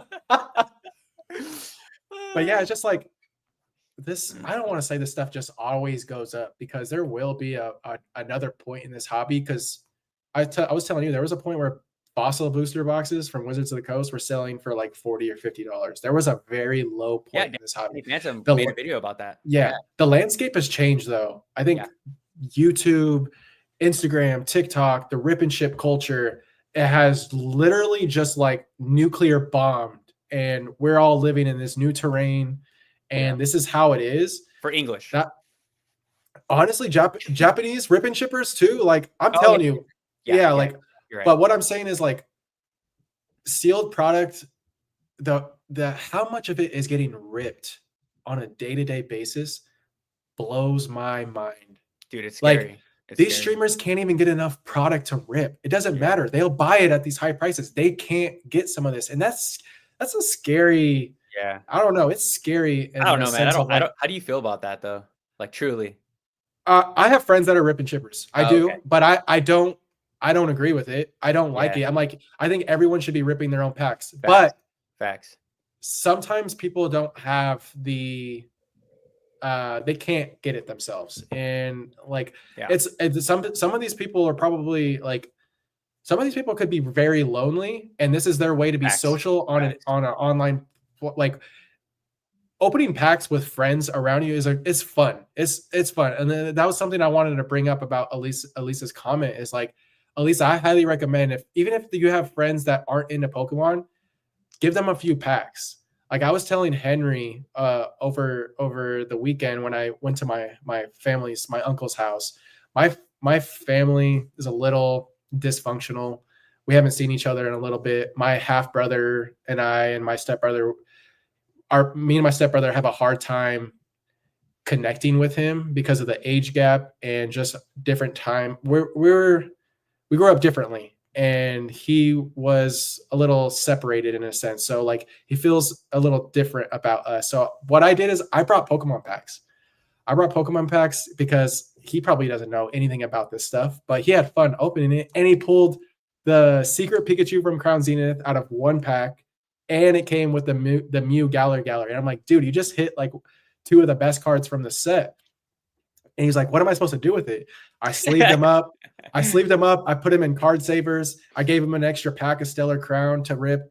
He ripped the Lacey special illustration out of the one pack. I'm like, what the hell? So I gave him another pack that he can rip when he's, bored or something, and like, to me, it's like, that's peak. Like being able to like have those special like experiences. Like I said, the Cards and Coffee crew, you have to come out, bro. Even Yvonne Pokeneers already said it. You got to come to the next one at some point. Nah, for sure, bro. It's a good time. As long as it's not in the month of December. Yeah, after the holidays. But yeah, at least if you can just rip packs with a friend, like it makes it so much more enjoyable. Like I'm telling you. So like rip and ship culture, people are literally spending an arm and a leg buying like packs at way higher prices, and I get it. It's a business. People are doing it to make money, and it's probably a fun job to have to a degree, right? You're just like, maybe some of these people ripping this stuff don't get to, collect this stuff for themselves, but they get to see it every day, and that's enough for them. I know, like Dan's mentioned it before. He used to be like the collector boy, right? And now he's just like full on business. Yeah. And he just gets to see all this stuff on a day-to-day basis where it kind of satisfies, you know, that nostalgia for him. Yeah. Yeah. Yeah, yeah, don't eat the how am I trying to say this? When Nostalgianomics was talking about how he's going through three cases per live stream, that's when I like things started going off in my head. I'm like, okay, if he's saying that he's like not that big of a streamer, Yeah. what Yeah. are like what are these Oh, top Ryan's three? Card House. Yeah, Ryan's Card House is probably, oh man. And But like that's like goated that's pools. alarming, dude. Like Yeah, no, that's what I'm saying. Like sealed product will run out over time yeah, faster. yeah, because Vintage is probably drying up too. yeah, because like not too long ago, I was like, I made a video and I was like, yeah, don't worry, Pokemon's like printing, all this to oblivion. But then like Nostalgianomics came out with, with his takes or whatever, saying like, you guys got to think about how many rip and shippers are doing what they're doing. And I'm like, all right, there is a whole nother perspective that we may be missing, and it could be, it could be a problem down the line, Yeah. and I always Yeah. say that we all need each other. Like players need collectors, collectors need Yeah. need Oh, need yeah. It's an investors, ecosystem. right? It's Yeah. an ecosystem, right? Like we need these guys that are gonna hold Searching Sparks for the next 35 years and sell it at $500, whatever, right? We need that because there's Yeah. collectors like me that just want to collect the booster box, and Yep. it's just a revolving door. So 100%. I got a cool comment from Radiant Ace. YT algorithm just got me to your channel, Henry. Cool to hear people talk about the cards from more than their investment value. I got back into Pokemon through my nephew right before 151. I couldn't resist. Yeah, I sick. see another example of someone that came back into 151 and hasn't left. Like, and just Radiant. That's honestly like I was talking to Henry about this. It's like that's kind of like where we want to take our channels. Is like we don't want to be the persons just like people just like, oh, you're money, dollar signs, because it's more than that. It's Yeah. like this is, especially if you're sharing this hobby with other people in real life, it's more than just dollar signs. Yeah. And what I think we need to tell like our audience too, it's like especially on lives like this when we get to talk to them and it's like a little bit more personal, is that it's kind of hard. It's actually really hard to monetize, these moments, these like more collector Sure. moments. So that's why I try to tie that in to some of Yeah. like the investing Yep. space, like I said. And I feel like a broken record if any of you guys watch any of my videos when I talk about like the charts, I always state this. I'm telling you guys to buy these cards now because they're cheap and you're getting in at Yep. a good Yeah. time. Not because, Same. I don't want you guys to go out and have Yeah. FOMO and buy it at the local top. That's just Yep. not, Yep. that's where I think a lot of people, people will hear what they want, they'll be like, oh, you're just like everyone else. You're just trying to pump your stocks and stuff. Just stuff like that. But I have to, Henry. it's like I'm a broken record, dude. It's over Yeah. and over again. Have to say the same thing. So I had no idea you had investment content when I first came across your channel because the algorithm was feeding me your podcasts. oh, And it fire. wasn't even until later that I came across some of your investment videos. And Yeah. I'm the same way. I'm like, I'm not trying to like, I don't have like, I make plays and sometimes I'll even like tell you some of the plays. Like I made a play that I haven't even told anyone. I made a play on the what is it? Not the play promos, the organized play cards. Not the new pop series packs. I don't know if you're familiar, Mm-mm. but they're called. Why am I blanking? It's the packs that you receive when you go to tournaments. Yeah. And they have the stamp on them. I bought into a bunch of the Lugia full art Vs. Like it's the Lugia from Silver Tempest, the Arita artwork. But I bought a bunch of those because they're like $7 or $8, and they're not easy to pull.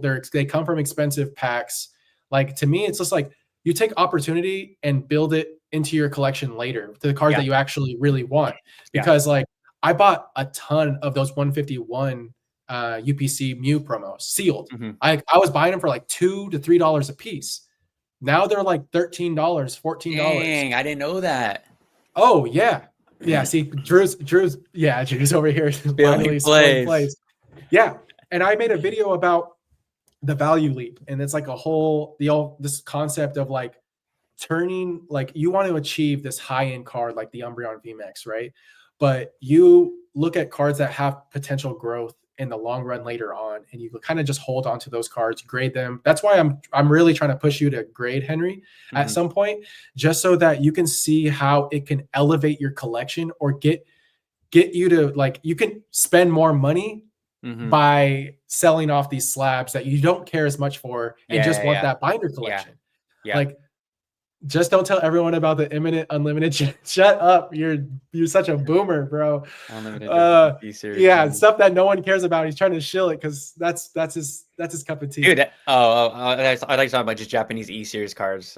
Oh yeah, he's bullish on unlimited. Yeah, me too, dude. E's. I when I went to Japan, I bought tons of e-reader cards. That's Oh, they're great. Yeah, vintage e-reader is fire.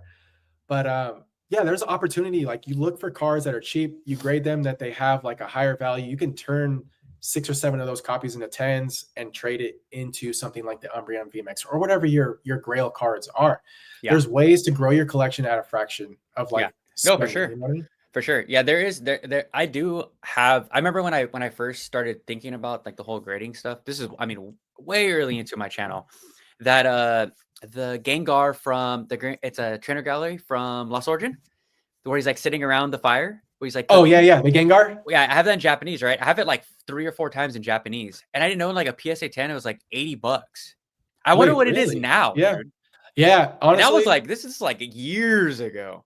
Yeah, I was like, oh, I have a few of those. If one of them comes back at 10, it's in my just bulk binder. But I bet those evolutions from Brilliant Stars are also like just the non-textured ones, like the Vaporeon with blue, and the Jolteon with blue, and all those. Yeah, those are probably doing pretty well in PSA 10s. I can't imagine them being a lot, but like the going from like a $3 card to like a $60 card, like with grading fees, you're in it like for less than $20.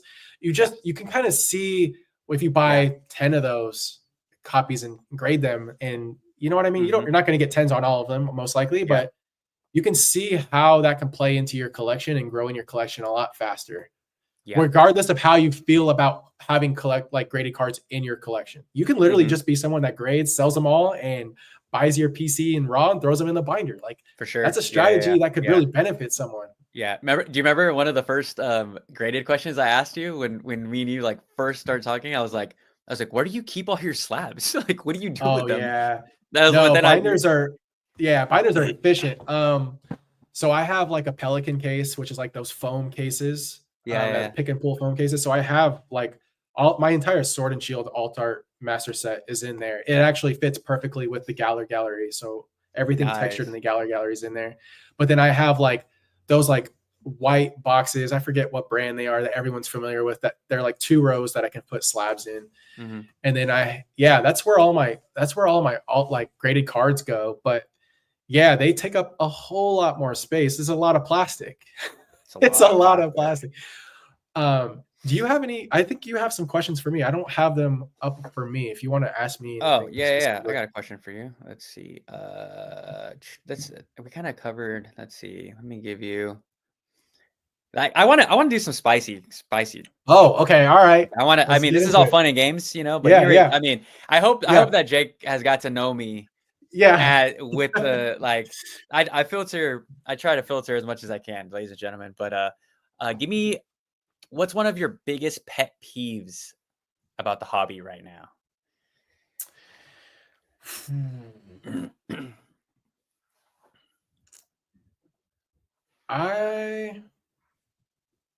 I'd have to say how hypocritical vendor culture is, in terms of, hey, I'm behind the table, I can buy your cards at 60%. If like that's the most like, to me, it's like, I get it. Like, you don't have to sell your cards to this person, but there's a lot of people there's a lot of good vendors that offer strong, right? Like they'll offer 80-85%, which makes like more Dylan sense. from Bulbasaur. I imagine he probably offers pretty strongly because he's very popular. It's easy for him to move his stuff, and he could probably give a better percentage than some of these other vendors. But yeah, I think that like you can be easily taken advantage of people that are new, and that's like one thing I'm like not about. Like, I've saved people a lot of money by not selling to a specific vendor. I'm not going to call Yeah. anyone out, Yeah. but I had someone that had a ton of first ed shadowless stuff that was non-hollow, and there was a vendor that was going to offer extremely like criminal Yeah. pricing, and these guys had no idea Oh what man. these guys had no idea, and I saved them. Like I ended up helping them sell that collection for $10,000. Ooh. And like it's one of the like I was like Oh yeah. The recent I one, told right? you that it was about I want to say it was like 6 months, 8 months ago. Oh, okay. Yeah. Maybe Yeah, before and we it's started. just because I've met a lot of people in this hobby just traveling to, like, I went to Card Party 1 and 2. I'll be at Card Party 3. So I highly recommend going to these like collecticons or conventions. Or Card Party is like, look it up. It's hosted by Pat Flynn, aka Deep Pocket Monster on YouTube. He's a genius at what he does, and he puts on a great event for Pokemon. It's literally just a Pokemon card event that's like 3 days. There's going to be 2 of them this year, actually. There's one in June in Tampa, and then there's going to be one in October in Seattle, I believe. I'll be at Seattle for sure. I don't know about Tampa. But wow, where was I going with this? Damn, I just lost my train of thought. We were talking. Pet peeves in a hobby. Oh, pet peeves. Selling Yeah. 10,000. Yeah. It's just, oh yeah. I was just saying, like, people get taken advantage of in this hobby. And I really want to, I want to help educate people the best I can so that doesn't happen. Yeah. And there's also the other side of the topic where there are really good vendors out there. Like, I know a lot of fair, like, I'll just name a few. Killer Cards, he's one of the best. He's a rip and shipper too, but he's one of my favorites at these local shows that I go to. There's plenty. Yeah. Stuff like that, like people that are honest and fair, like it goes a long way in this hobby. Like it's so easy, especially when it's a hobby is booming like this, to take advantage of people that are new or know nothing about what they have. Yeah. And I think there's I told you all the time that I just scroll through Reddit. I'm just like a Reddit scroller on our Poke Invest and Pokemon TCG channel. And it seems like there's so many new people coming in right now. Not even like 151, just like right now. Yeah, maybe because of the evolutions or evolutions and surging. I think it's both. Yeah. You know, so I think, I think right now, I mean, you were telling me that you saw like a pretty big rise in your subscriber count, like just over the weekend, just randomly. And that's another thing. Same, dude. Like real fast. Like I got like 4 or 5 subscribers over like a day or two and I haven't made content since like last week. It's just out of the ordinary. I grew almost 200 in like wow.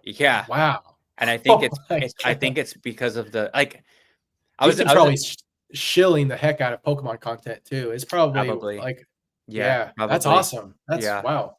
So the I don't know if the hobby is like really growing like in the right direction. I don't know. I'm gonna have my own gripes about the hobby and stuff, but to each their own.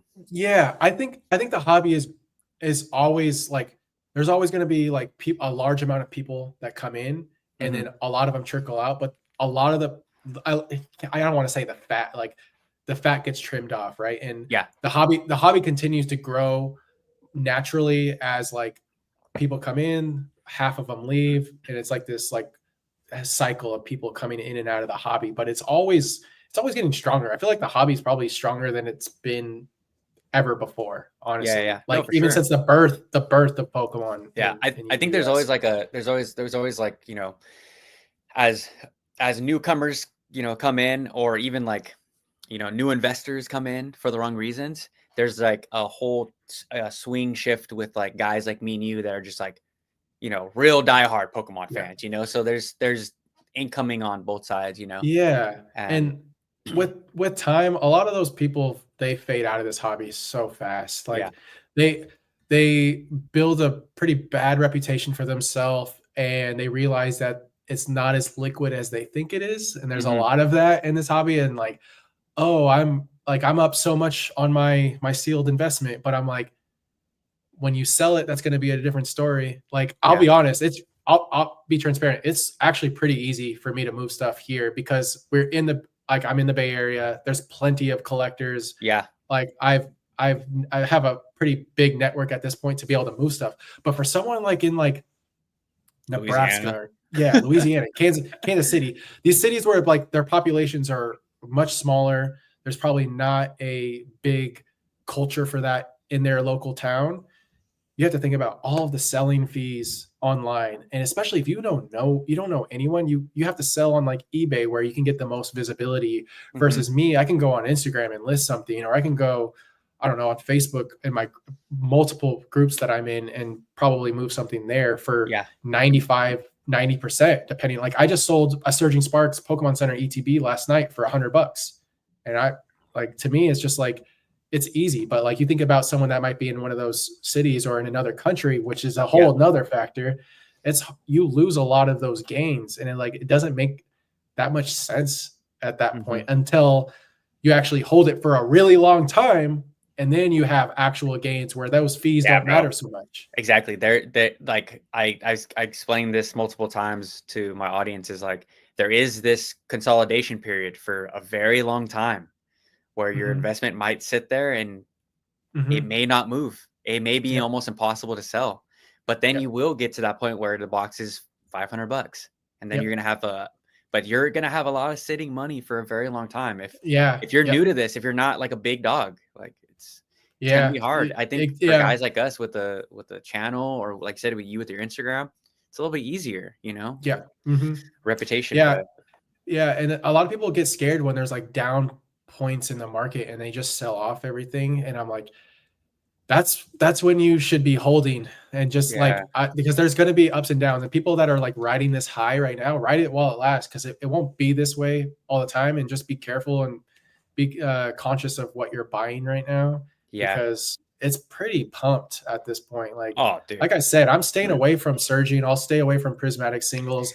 Maybe if I can find like cheap illustration rares, so I could. Oh, they won't even have illustration rares in this set, but like the SIRs, I'll wait unless I find them for a great price. Like I'm not overspending on any of that stuff. Like if you guys are like me, where like you were talking about leaving your emotions like out of it, I like to 2 or 3 booster boxes, kind of have one to open for later on, and I open those 2 booster boxes. If I don't pull what I want, I just move on.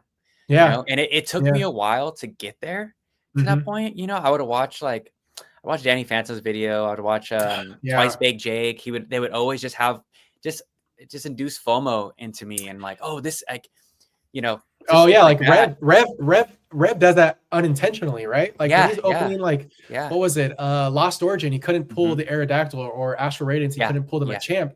And you see how it was like a herd mentality where everyone's just like, this card is super hard to pull because PokeRev didn't pull it. And then it had this response on TCG Player where the chart's just looking like it went straight up. Exactly. And that is the worst time to be buying cards. Like that, or those cards. You should be like, okay, people are, like I said, people are distracted. Look elsewhere in the market where there's opportunity. For sure. Yeah. And there's plenty of opportunity right now. Like I just made a video about Astral Radiance and Paldea Evolved. 2 sets that exactly.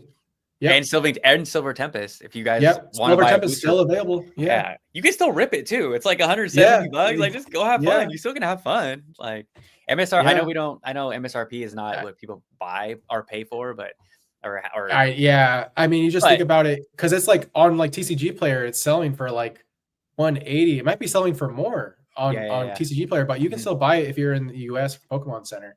Yeah. But Paldea Evolved, I just bought a case of that. That's like I only own 2 cases of sealed booster boxes, and that's Scarlet and Violet base and Paldea Evolved. Yeah. I think I would like to have 1 case of each at some point, but it's only if I could get them for really good prices. Like I got the Scarlet and Violet base for so cheap, it made too much sense not to. I'm not going to go spend $200 a box on I'm not going to get a case of Chilling Rain now. Like I have my 1 little booster box in my sealed collection, and I'm moving on. You can't have it all in this hobby. The whole gotta catch 'em all phrase is a big scam. It's not good. It's a dangerous path. Yeah. And like I said earlier, we were talking about like figuring out what your collection goals are, and like what your identity is as a collector can make a world of difference if you actually take the time to think about it and not make all these emotional decisions, financial decisions Yeah. in this hobby. Yeah. And then like just one of the first things we talked about just here on this live was just identify what type of collector you want to be. Yeah. Like Yeah. you can, I know there's a lot of people that don't think you can do Pokemon on a budget, but you totally can. Like Oh, you one, 100% can. like, I have this friend that collects all of the Yukimori art, and I don't know if you're familiar with Yukimori, yeah, but Yukimori is the claymated artist. yeah. Uh-huh. She started back in, I think, Those are Neo so sick. Genesis. So sick. Yeah, and he has this entire binder of Yeah. Yukimori, and it's fire. Yep. There was also this other collector I met at a trade night once. I haven't seen him in a long time. I hope he's doing okay, but he had an entire like Vulpix and Ninetales collection. Fire. And he had every Ninetales variant. Like it was sick. Like Yeah.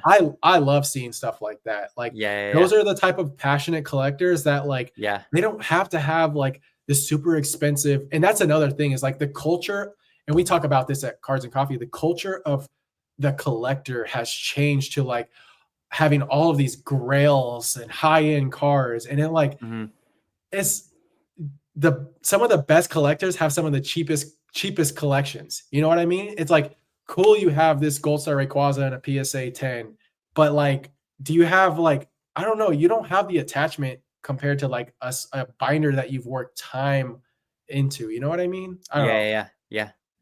Yeah, that's kind of one of the reasons why I was so drawn to Opossum Bud's channel so early on. I was like, oh, this dude is just like buying what he likes. Yeah. And like all these other people are buying what like FOMO and the crowd is saying to buy, you know. I was like, this guy's got it, you know. Yeah. That's why kind of I feel like my channel is kind of like that. I like doing the ranting-esque videos where I just like, you know, tell you guys what I'm buying, even if it's not popular, dude. Like most of the stuff that I buy, I see the charts. I put the English product first, and then the chart just starts to Korean. Yeah, no, and that's Chinese. Seriously. Like I'm leaning into your take. Like no, like seriously, like Prismatic Evolutions coming out of like it's still up for pre-order. Places are selling it for like $100 in ETB for regular ETBs. I'm like, no one should be pre-ordering at $100 ETB for a set that's not even out for nearly almost 2 months. Like, stop it! Like, it's like pre-order Terrestrial Festival. The information is like out there, and just people are still deciding to like put their hand on the stove. Yeah, it's like, it's hey, honestly the stove is hot. We're telling you about the fire, and people are still like, "Oh, is it hot yet? Is it hot?" You're like, the mentality of the mentality of market collectors is that they have to have it. It doesn't matter how much it is, and that's just the way it will always be. And that's why rip and shippers will always be like they'll be successful in this. Like the big ones are always going to have the new and shiny cardboard that everyone wants, and the FOMO will win time and time again. But the important part, like I was saying, is just like patience will pay off. Like it always does. Yeah. Like no one should be buying Surging Sparks at 200 a booster box right now. Like I genuinely think that's a bad decision. And I think like with you saying patience, like it also tests you of like how bad you really want that card. You know, do you really want that Pikachu Surging Sparks? Do you really? Are you willing to wait and buy it in 2 years? Yeah, I'm waiting. Like I told you, I'm doing a Scarlet and Violet PSA 10 set or all the SIRs, but I won't touch that card for quite some time. This one guy was like, he's like, on my last video, I covered Surging Sparks. He's like, you just want that card to go down so you can buy it. I was like, dude, I'm going to make a short of me. If I pull the card, I'm going to show you guys I pulled the card, and then I will call you. I will grade it, and then it will come back and whatever, and then I'll sell it all on stream. Like I'll show you the whole process. I don't want that card. I don't care about that card. You know, like I'm not here to drive prices up or drive prices down. Yeah. People tend to think that if you're a content creator, you have like this secret agenda, I think. And I'm pretty transparent about like my plays, the way I collect, and like if something's booming, like I try not to have an emotional attachment to it. Radiant has a good question. That's it. Prob missed it before, but what cards kind of sets do you like to collect, Henry and Jake? You want to Uh, answer first? what kind of cars do I like? Well, Yeah, my like whether favorite. it's vintage, modern. Uh, I can't afford vintage, so that's Well, you I can. It depends can on kind what of. vintage. Yeah, Yeah. PSA 4 Charizards, sure. But yeah, I'm kind of like a hybrid collector. Like I right now I'm trying to pick up every War Turtle card, like vintage War Hell Turtle card. yeah. But there's a but. I want to get it in person. Okay, I that's don't fine. I wanna find it. I wanna find it. Yeah. Like, I could No, go online 100%. and just do a mass order of all these No, no, common, no, no. That's not the War same. Turtles, but it just feels it and I did this on my Japan trip, as I just wanna collect more War Turtle cards, and I do wanna get them graded. I don't even care if they come back as whatever. It Sure, doesn't sure. matter, dude. It's like, it Yeah. doesn't matter because I just wanna put them in one of those, like, Temu displays and Okay. just have it on my wall, and then for modern, what I look for, I don't it doesn't really matter because it's like I said with the booster boxes, I just buy 2 booster boxes, I pull whatever, and if I have a double, I just give it to Eric. And that's pretty That's much it. great. I do wanna do more, like you said, like, card nights with people so I can, like, trade. I think Yes. that'd be really cool, but, like, dude, my Yep. time, like, if you I guys know. don't I work, like, 90 hours a week. You're I'm not even insane. joking, dude. Like, Yeah, you're insane. so, to do add another thing where I Yeah. could, Yeah. uh, Well, when things are a little slower, I think you should make the time and come out here like on a weekend, oh, and for sure, yeah. we'll definitely do cards and coffee. Yeah, for We'll sure. go to a trade night. There's, like I said, there's a card show here in the Bay probably like once every other week at this point. Like That's so it's kind of crazy. silly. Yeah. Yeah, The so next I wanna hear your answer. Yeah, so when it comes to vintage, I love Wizards of the Coast era. So like everything from base to e-readers, I'm a big fan of.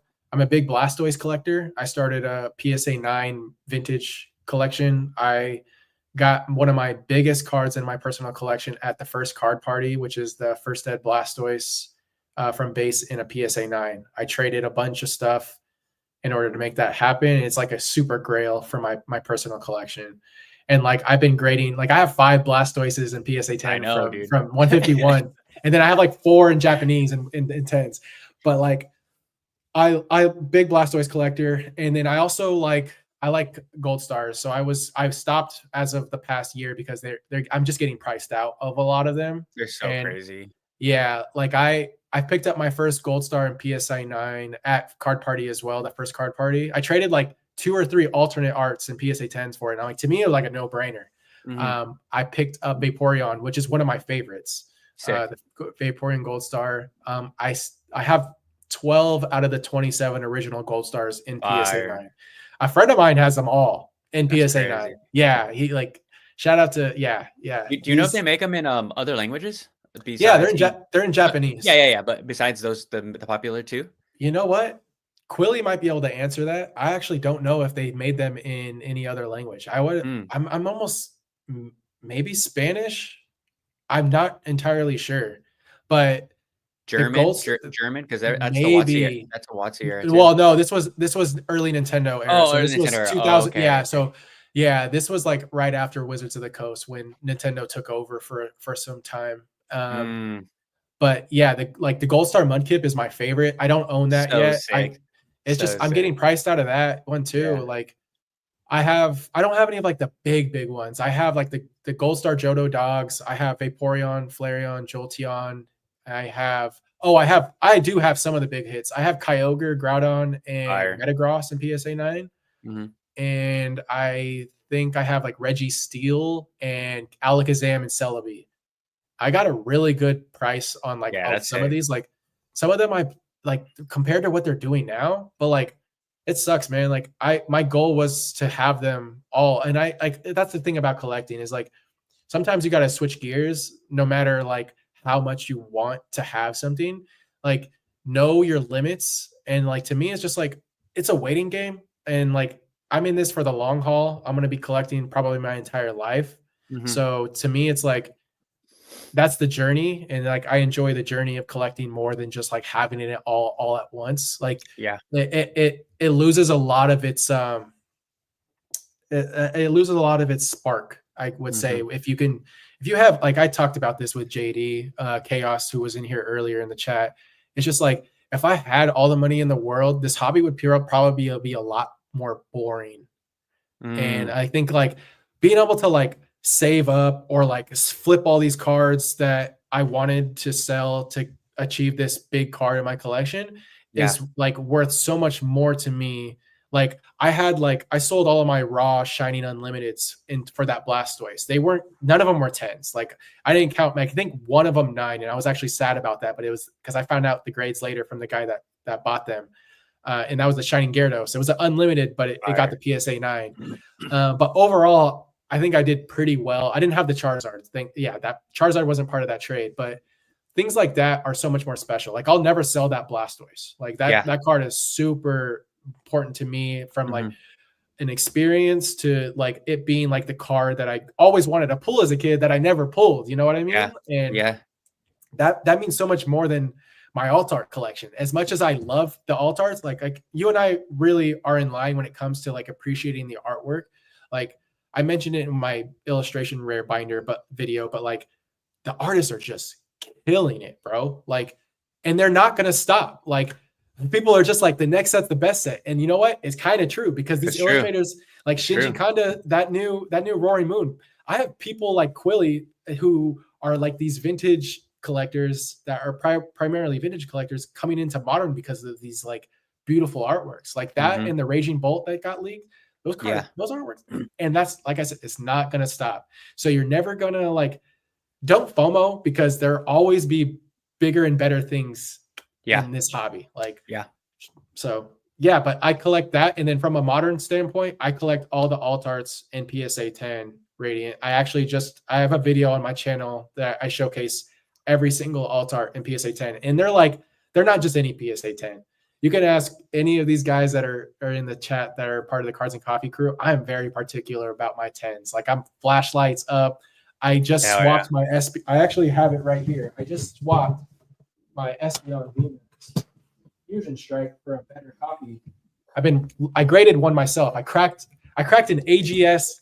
What was it? No, a GMA 10 that I got for like the price of a raw Espeon back when I don't know, it was like $160. Yeah.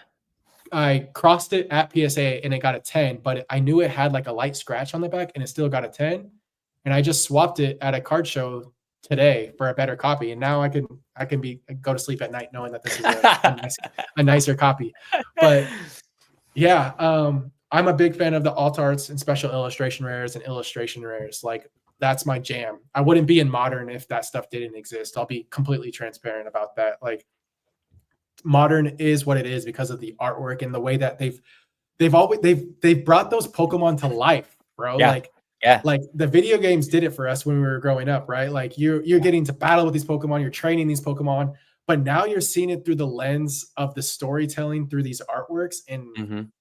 yeah, art's gonna art. Like it's S Yeah. tier right now. Yeah. That last Pokemon USA live when Nostalgianomics is like, he's like, yeah, all the early big holo cards, they just suck. They're just a Pokemon in front of like just a blank background. But I'm like, no, man, No, they don't man. suck. I'm I so tired. there's beauty in both, you know, Yes, absolutely. like Like, that Vaporeon card, the from what is that from base? It just blue oh, card, just jungle. Yeah. for jungle. Yeah, it just looks like a little dog just sitting I there love sideways. that. Yeah. Dude, Yeah. it's like That's my favorite it's from not jungle, actually. exactly what you've been watching and on like the TV show at that point, but But it's it's just the a first whole appearance, bro. That's another thing is like yeah, this was our introduction into the hobby for those that are like my age. I'm 34. You're 33, right, yeah. Henry?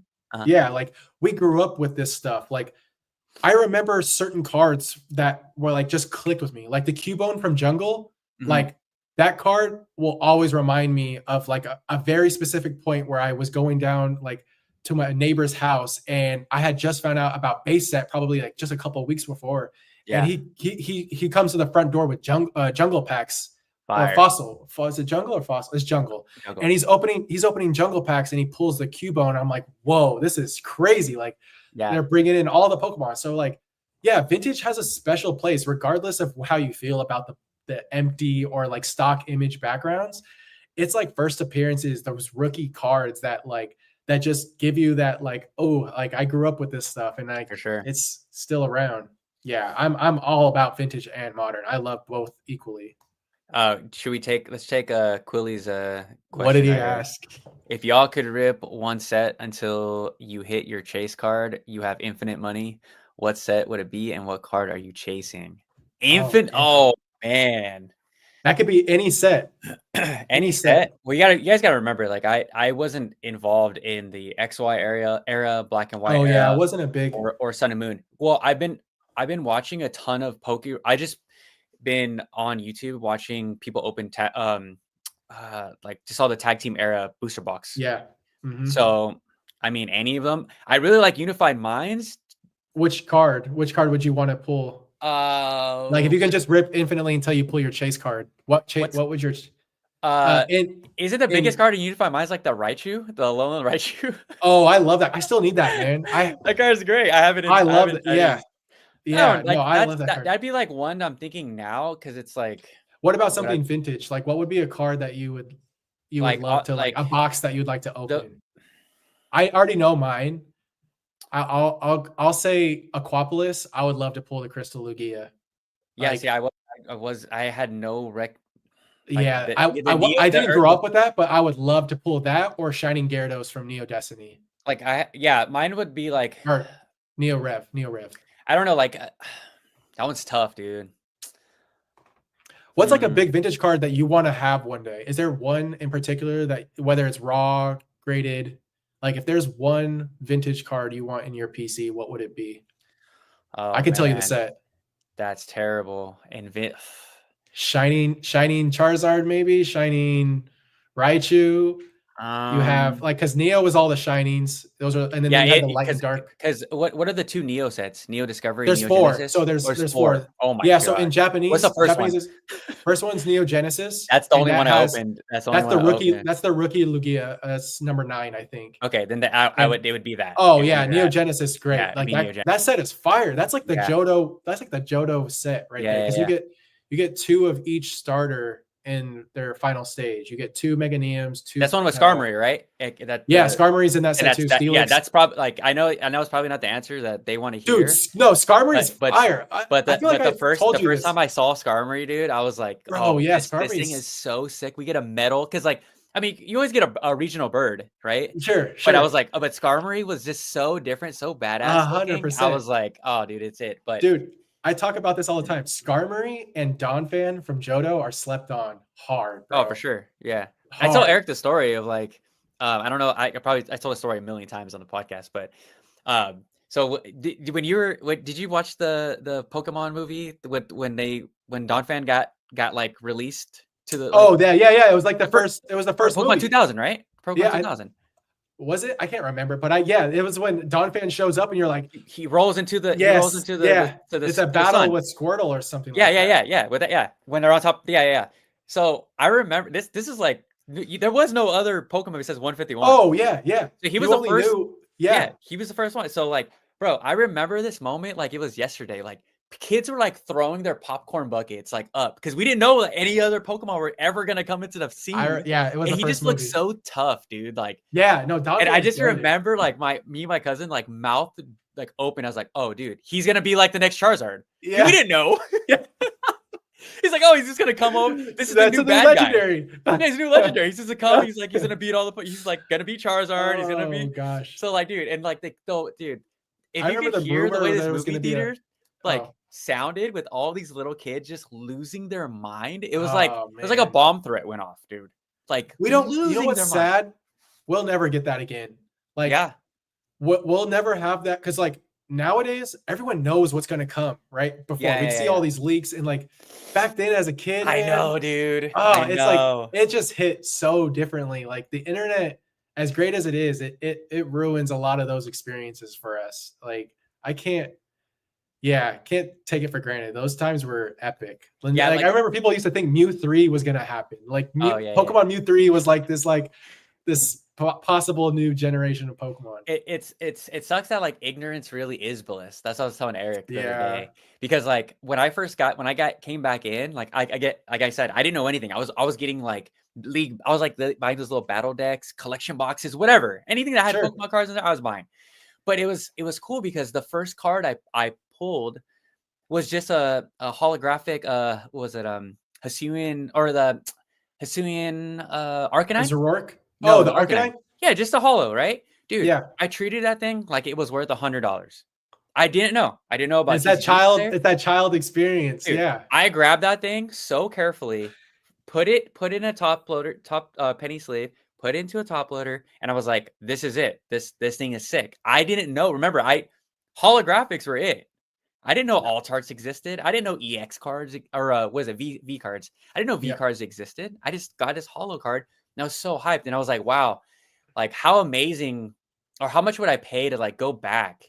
Like imagine if me and you like can just erase our memory, go back and open up Lost Origin again for the first time, right? Yeah. How Yep. like how appreciative would we be if we just pulled a holographic card, you know? And like I actually was had an experience like that recently where like I wasn't really paying attention to what was in Shrouded Fable. And I remember I had bought the promo boxes, the ones with the King Gambit, the Greninja, Kingdra. And I had an extra King Gambit one because I like to have an art set of the packs. So I opened one of those boxes for the promo to put in my binder. And then the packs, I wasn't going to rip them all. I was just going to rip the duplicate ones, the duplicate artworks. And I ripped one pack and I pulled the Cresselia illustration rare. And I had no idea that card existed. And that card is beautiful. So like for me, it was like that one moment where I was like, oh, I didn't know this card existed. And I pulled it and it like, I don't know, man. It would be so nice to like block out the internet. I know, dude. It sucks. It sucks. But you can't do it. Otherwise, you kind of miss out on things. Like or like, and that's I hate that. I hate that. Yeah. Well, especially now that like we're both content creators. Yeah. That we just can't, bro. We can't. I mean, me and you were like rushing to the computer for like the leaks for the evolutions. Yeah. Like, and that's dude. I learned I learned a huge lesson with that. Like. I don't want to be that type of content creator. Like I can't be the type of content creator that's like, I got to be first to get the views and the clicks. And I had that mentality for those videos. And one of them did really well. And I was like, that's great, but that's not something I want to do. I want to make more calculated videos where I take my time. And I mean, man, should I bring it out real quick? I'm going to bring it out. I'll be right back. I'll be right back. All right, I'm taking some questions. Okay, first time watcher. I picked up a bunch of 32 sealed Pokemon Go Japanese for 35 a box, sealed box. Did I shoot myself in the foot with this purchase? Ooh, Pokemon Go. I don't know. I have a love-hate relationship with Pokemon Go. I personally don't think it's that bad of a set to open and have fun, but as an investment. Jake, Matthew Sampers is asking, he picked up some Pokemon Go. First time watcher I picked up. Okay, let's not laugh. I picked up a bunch of 32 sealed Pokemon Go Japanese for 35 a box sealed. Did I shoot myself in the foot? Well, Matt, I have to be honest. Pokemon Go is probably the most forgotten set of Sword and Shield. The fact that I almost forgot about it there for a second. It doesn't have much to offer other than the alt art Mewtwo and maybe the Radiant starters. I don't know if I don't remember what the Japanese equivalent was. I imagine it's probably the exact same as the English one. But that is, if you're a Conkeldurr fan. Yeah, if you're a Conkeldurr fan, maybe. But that set's not going to do well anytime soon is my prediction of that set. I think that it's going to probably stay cheap for a very, very long time. That being said, there have been times where evolutions. Yeah, I mean, evolutions is a little different because it brought back the base set Zard, and it's like a reinventation, like reinvented base set in a set. I hate that set with a passion. I absolutely hate evolutions. I think the print quality on that is trash. The reverse holos look trash. The holos look trash. I'm sorry for anyone that's a big evolutions fan in here, but I think that there are times where sets that don't do well or not as popular do well in the long run, and Pokemon Go could definitely possibly be one of those sets. But it totally could, but It just not totally right now. could. Just not right Definitely now. just not right now. Yeah. And I'm not saying he made a bad decision, especially if you're new to the hobby. I always tell people that are really new to go to pokelector.com and go through every set, literally start to finish. You can click in on each set from every era and be like, ooh, I didn't know this card even existed. Like you Yeah. can go and figure out like what you want to collect from literally start to finish in English. Like I think they keep track of Japanese too. But yeah, I'm not saying you made a bad. That's a cheap buy-in. I mean, at $35, I don't know. Yeah. I don't know what those were going I'm for looking right at now. release. I just pulled it up. $55. So yeah, I mean, I don't. Yeah, I mean, he's not doing bad. You're not Like doing absolutely, bad. but I think they'll be a slow mover. Like Yeah, they and aren't gonna grow fast. also on that like last part, like the whole shoot yourself in the foot. Like don't think like that, dude. Like Yeah, absolutely like not. be disconnected to how much. I mean, always invest what you're willing to lose. You know, that's just Yeah, that's the yeah. number one rule of investment. Yep.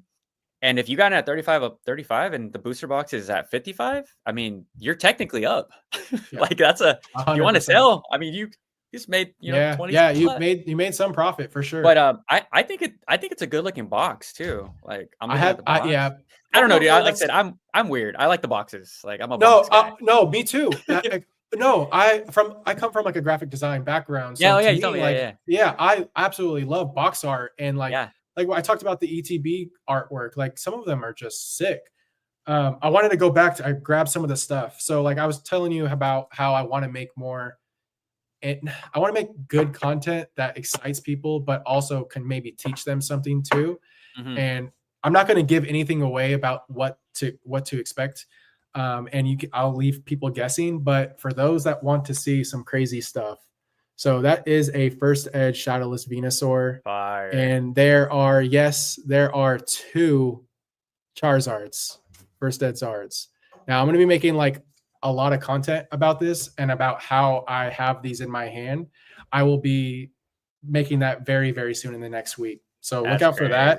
But it's literally two Zards, a Blastoise, two Venusaurs, Gyarados, Alakazam, First Ed, and then two unlimited Zards that I'll be grading for someone. And yeah, more on that later. But I want to make content. I want to make content because like I want to show people like what type of collector I am, what type of how I navigate the hobby in times like this. Yeah. Like there's really like you said, there's opportunity if you look hard enough at any point in this hobby, whether it's looking dark and things are getting way too expensive to the point where things are really, really cheap. Like just keep an eye out. There's plenty of people that are willing to help you too. I'm trying to be that person. Like I said, I've helped collectors in the past, and I'm helping someone with this collection, which is absolutely the most insane thing I've ever touched. Mm-hmm. Like it's crazy. Yeah. So I remember one of the questions that you were going to ask me was like, you said if I can give a beginner collector some advice. Oh, yeah. This is going to be horrible advice. Ignorance. Well, let me ask it. Okay. So if a new collector came to you asking for advice, what would be the number one thing you'd want them to walk away knowing? So I'm going to take a page out of my boy Eric's book. Okay. Ignorance is bliss. Don't listen. Don't watch either of us. Ignorance is bliss. Just buy what you want and just be okay with what you spent. Yeah. That's it. Just if you think this Torkachu is worth $500 and you buy it at $500, then you love it you love it $500 worth, and just be okay if it goes up or down. Like that's what I would love the hobby to be. It's like these cards are worth what you want them to be worth, and just be okay paying what you're comfortable. Yeah, exactly. Paying, whether they go to zero or they go to the moon. Exactly. Because like you can be right and wrong at the same time about this hobby. Like two people can make a decision to invest in this set, and then one person to invest in this set, and one set does really well in the long run and the other person's does really poorly. It doesn't mean that the person that did poorly made a wrong choice, and it doesn't mean that the person that made actually sees their set doing well made a good choice. It could have gone either way. It's a flip of a coin. And we talked about this, Henry. Like, Nostalgia probably said something really that, like, it got to me. And he said that, like, and I understand where he's coming from to a degree, where he said basically that, like, if this all went to zero, none of us would be here. You wouldn't be here. And Super I cap. was kind of here in 2010 through 2012 when this stuff was so cheap. I wish I collected more. Yeah. I only, like, fell out of the hobby because life hit me, and I was navigating a really unique time in my life that I needed to get my shit together. Right. So, like, I wish I stuck around, because, man, sealed collection would be crazy. My WotC binders would be filled and completed. I would have stuck to first edition. Like, that's another thing. I was in this hobby when in 2010 to 2012, and I was focusing on Wizards of the Coast era.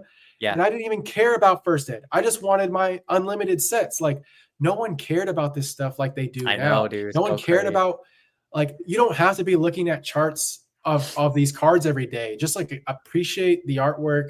Yvonne's gonna, like, probably, like, check off every time I say artwork in this podcast, bro.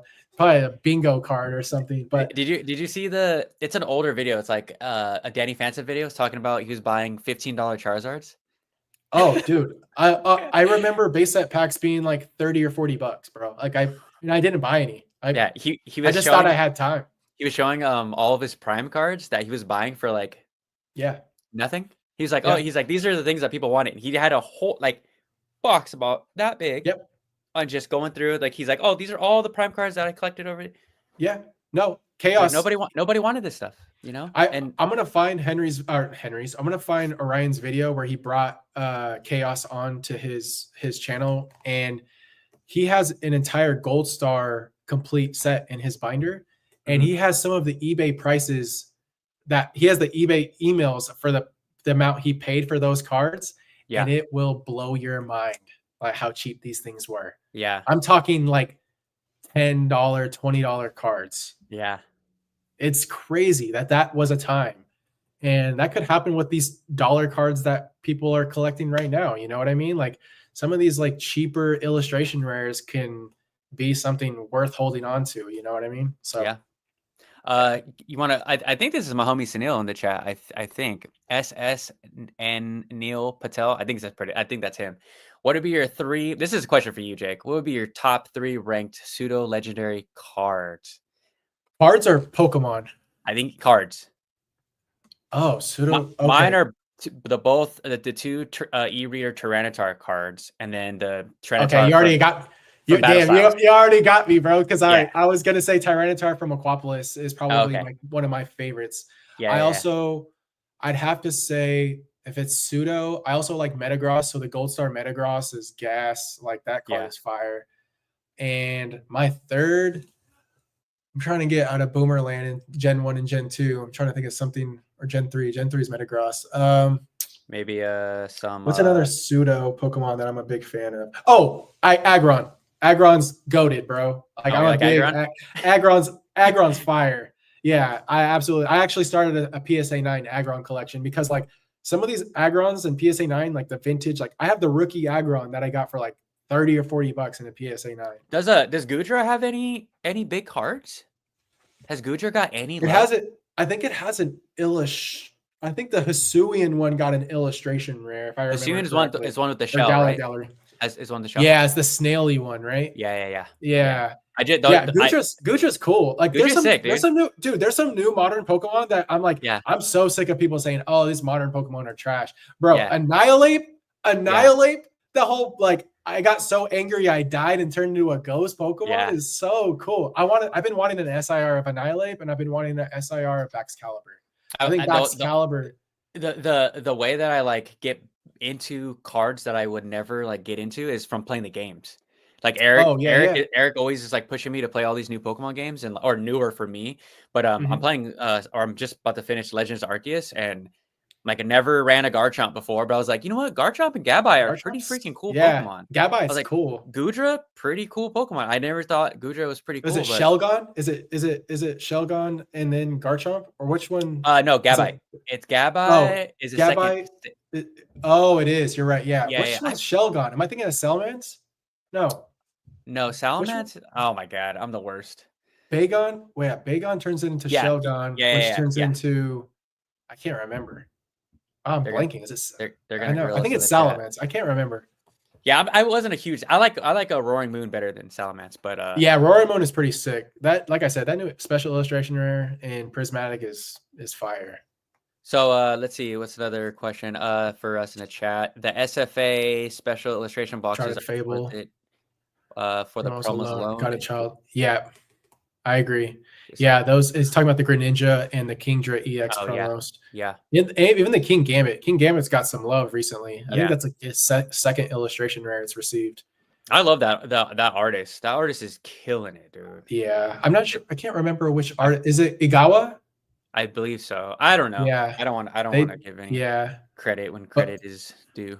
that's another thing. You can just collect like an artist's work. Yeah, Like I'm sure there's Shinji Kanda artist collectors at this point now, for but that's an sure, bro. expensive one. That's an expensive one to follow. Like I also really like um, he did the Slow King from Galarian Slow King. He's been around since the beginning. Not why I was gonna say Shinji Kanda. Drew, can you remind me, Quilly? It's he does all the weird psychedelic acid trip like art. He did the Oh, Baxcalibur from yeah. Paldea. I He love did that this the artwork. Galarian Slow King. Yeah, I love that artwork. I'm blanking, and I know this artist pretty well, but he's been doing art since like the Neo era. Like he's been in it for a long time. And his work sticks out. I want to see a new art from him soon. Kamiya? Kamiya, yes, thank you. Yeah. Do you want to answer one more question from the chat before we get going? It's ready. Yeah, We've been yeah. going ready for two.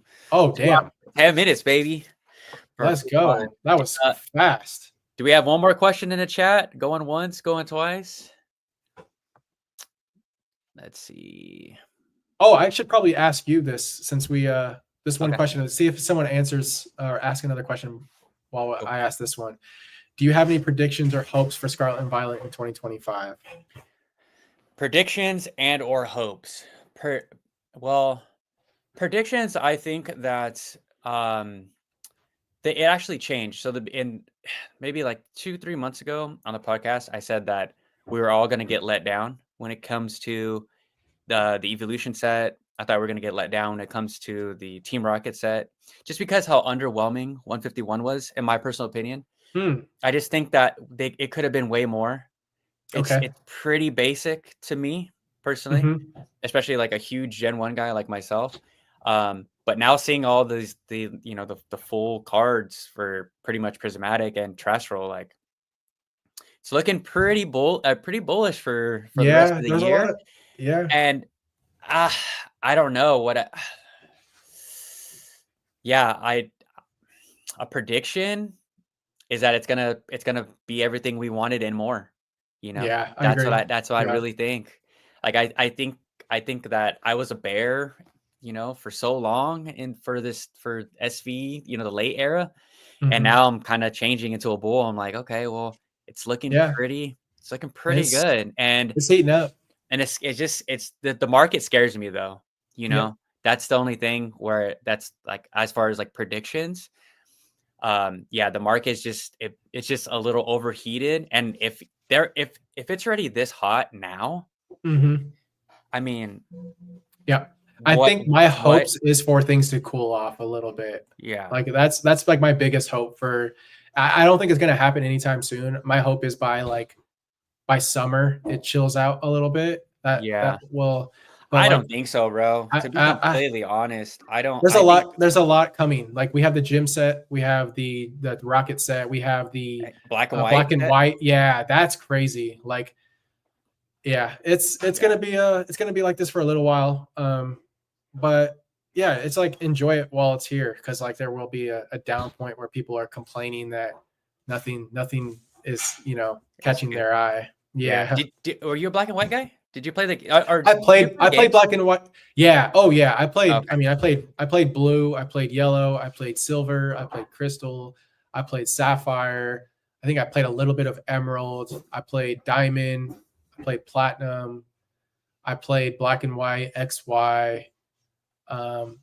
I even played Scarlet and Violet halfway through. I Yeah. haven't touched my Switch in forever, but yeah, I definitely grew up like Okay. I probably played the hell out of Silver growing up with one of my best friends, like over and over and over again. Like that was my favorite. Soul Silver is my favorite Pokemon game of all Yeah, time. it's the Like, best one. Yeah. yeah, it's epic. Yeah. Yeah.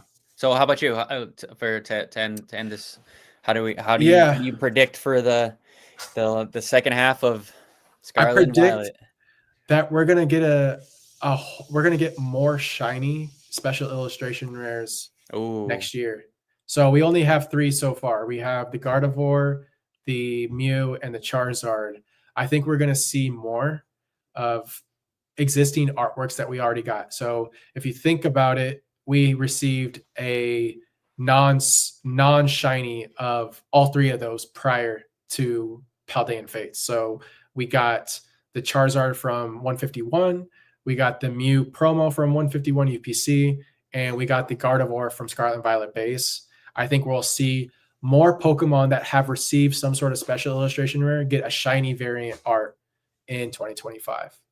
you heard And it here, then, folks. You yeah, heard it that's here my first, guess. guys. Blastoise Jake's shiny, baby. Jake's got Blastoise shiny is Jake. coming. Little do you know, Jake has some secret Nah. information that he actually works for Pokemon. If you guys didn't know that. Oh, I wish, man. I wish. That'd be a dream job. I also hope that we just get some Pokemon that me and Eric always talk about this on the podcast. Just one quick thing is I wish I want a big or a special illustration rare in English, right? SIR? SAR in Japanese. Yep. Of a Pokemon that just gets no love. I mean, absolutely. I mean no love. Absolutely. I mean, that's like I don't know, like just something that's gonna like throw. Dude, my favorite Pokemon, a War Turtle. Dude, oh, I mean, War Turtle's fire. Like you know how big of a Blastoise collector I am. Yeah, like, exactly. War Turtle. But it's I would love to see. Oh, know what we need? Johto. Like we haven't got any starter special illustration rares or illustration rares of any of those 3. And to me, that says they're saving it for something because we literally, dude, we haven't seen the only Gen 2. Like we didn't get a Ho-Oh, which blows my mind. We didn't get a Ho-Oh in Sword and Shield because we got every other Johto legendary as an alt art in Sword and Shield except Ho-Oh. Like to me, that's Absol would be fire. We did get the Gallery one, but a special illustration rare of Absol would be gas. Like I would love to see that. But yeah, I'm with you, bro. I want to see.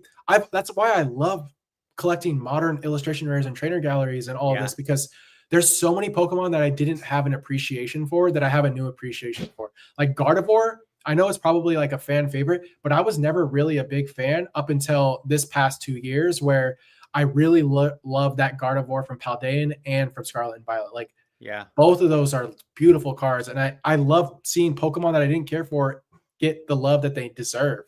Yeah. So yeah, I'm with you. I don't know what Pokemon, but we definitely need more of that. Yeah, it would be just freaking hilarious, but I want it so bad. Just like a cute little, just a cute little Pokemon to be. It doesn't have to be a cute Pokemon. It could be an ugly ass. Like look at Garbodor. The Garbodor got a cool illustration rare. What's the Sharpedo? The Snom. Snom? Yeah. The snow. Yeah. That was a great AR. Yeah. You know. So many possibilities, but I'm like hoping like this is like a hot take or like maybe a cold take. Like the biggest card in Team Rocket is going to be Jesse James and Meowth. Like just a bit like just the that's it. Honestly, I mean, you look at past Jesse and James cards and they typically do really well. Like I don't know if you know about the Rocket Suitcase, the Japanese one. Like that's like one of the most expensive like Japanese cards probably ever. And it's literally a suitcase with 2 cards. You got Giovanni in one and you got Jesse and James in the other. Fire. I can't remember the name of it, but you should look that up. It's really cool. But yeah, I think we need like a Friends of Kanto or a Friends of Johto. Like I'm surprised we didn't see a Friends of Kanto. It would go too crazy, bro. Too crazy. So one of the things you brought up is like you were kind of disappointed with 151, but they intentionally held back. Because if you look at over the sets that they definitely intentionally held back because if you look at sets prior and sets after, they started dripping Kanto illustration rares into every set. You look at Scarlet and Violet base, you got Slowpoke, and you got I just mentioned it, Hypno, or Drowsy. Yeah. And then in Paldea Evolved, you got Raichu. In 151, you got all of them from Kanto, but then they kept going in every other set. There would be at least like one Kanto, like Arbok or Ghastly, or you know what I mean? Like they kept it going, and they're gonna keep doing that. And we need more Johto love, guys, gals. Like we need more of that. Gen 3 too. Like we only got Blaziken. We didn't get was it Swampert or was it I want to say Snivy. No, I'm thinking Trico's final evolution. Coleman's gonna kill me. Skeptile. Yeah, I'm not a Gen 3 fan. I'm cool. Oh, and for Alligator, for Alligator's got enough love, dude. These for Alligator hasn't got love in like there's no special illustration of like Totodile or need Typhlosion and Meganium, and for Alligator they need a Johto set, man. I'm desperate. You want to talk about investing, dude? I'll put your boy will get 10 cases of a Johto set. I tell you that much right now. For sure. 20 grand goes into the Johto set, but T-Rocket's gonna do well. I think it's gonna be a good one. All right, guys. Well, we went for 2 hours and 20 minutes. So sheesh. I appreciate all you guys for checking this one out. I always forget that this is on my channel. So definitely go check out Jake's channel. If you guys want to know about grading, great dude, and knows 1,000 times more than I do when it comes to Pokemon. So go follow my boy. And we should do this, every other Sunday. Dude, I would love to make this a more regular thing. Yeah, cool. I love this. Thank you for having me on, dude. I appreciate it. Yeah. All right, guys, take it easy. Peace. Peace, y'all. Peace. Oh wait. We're new to this. Bam.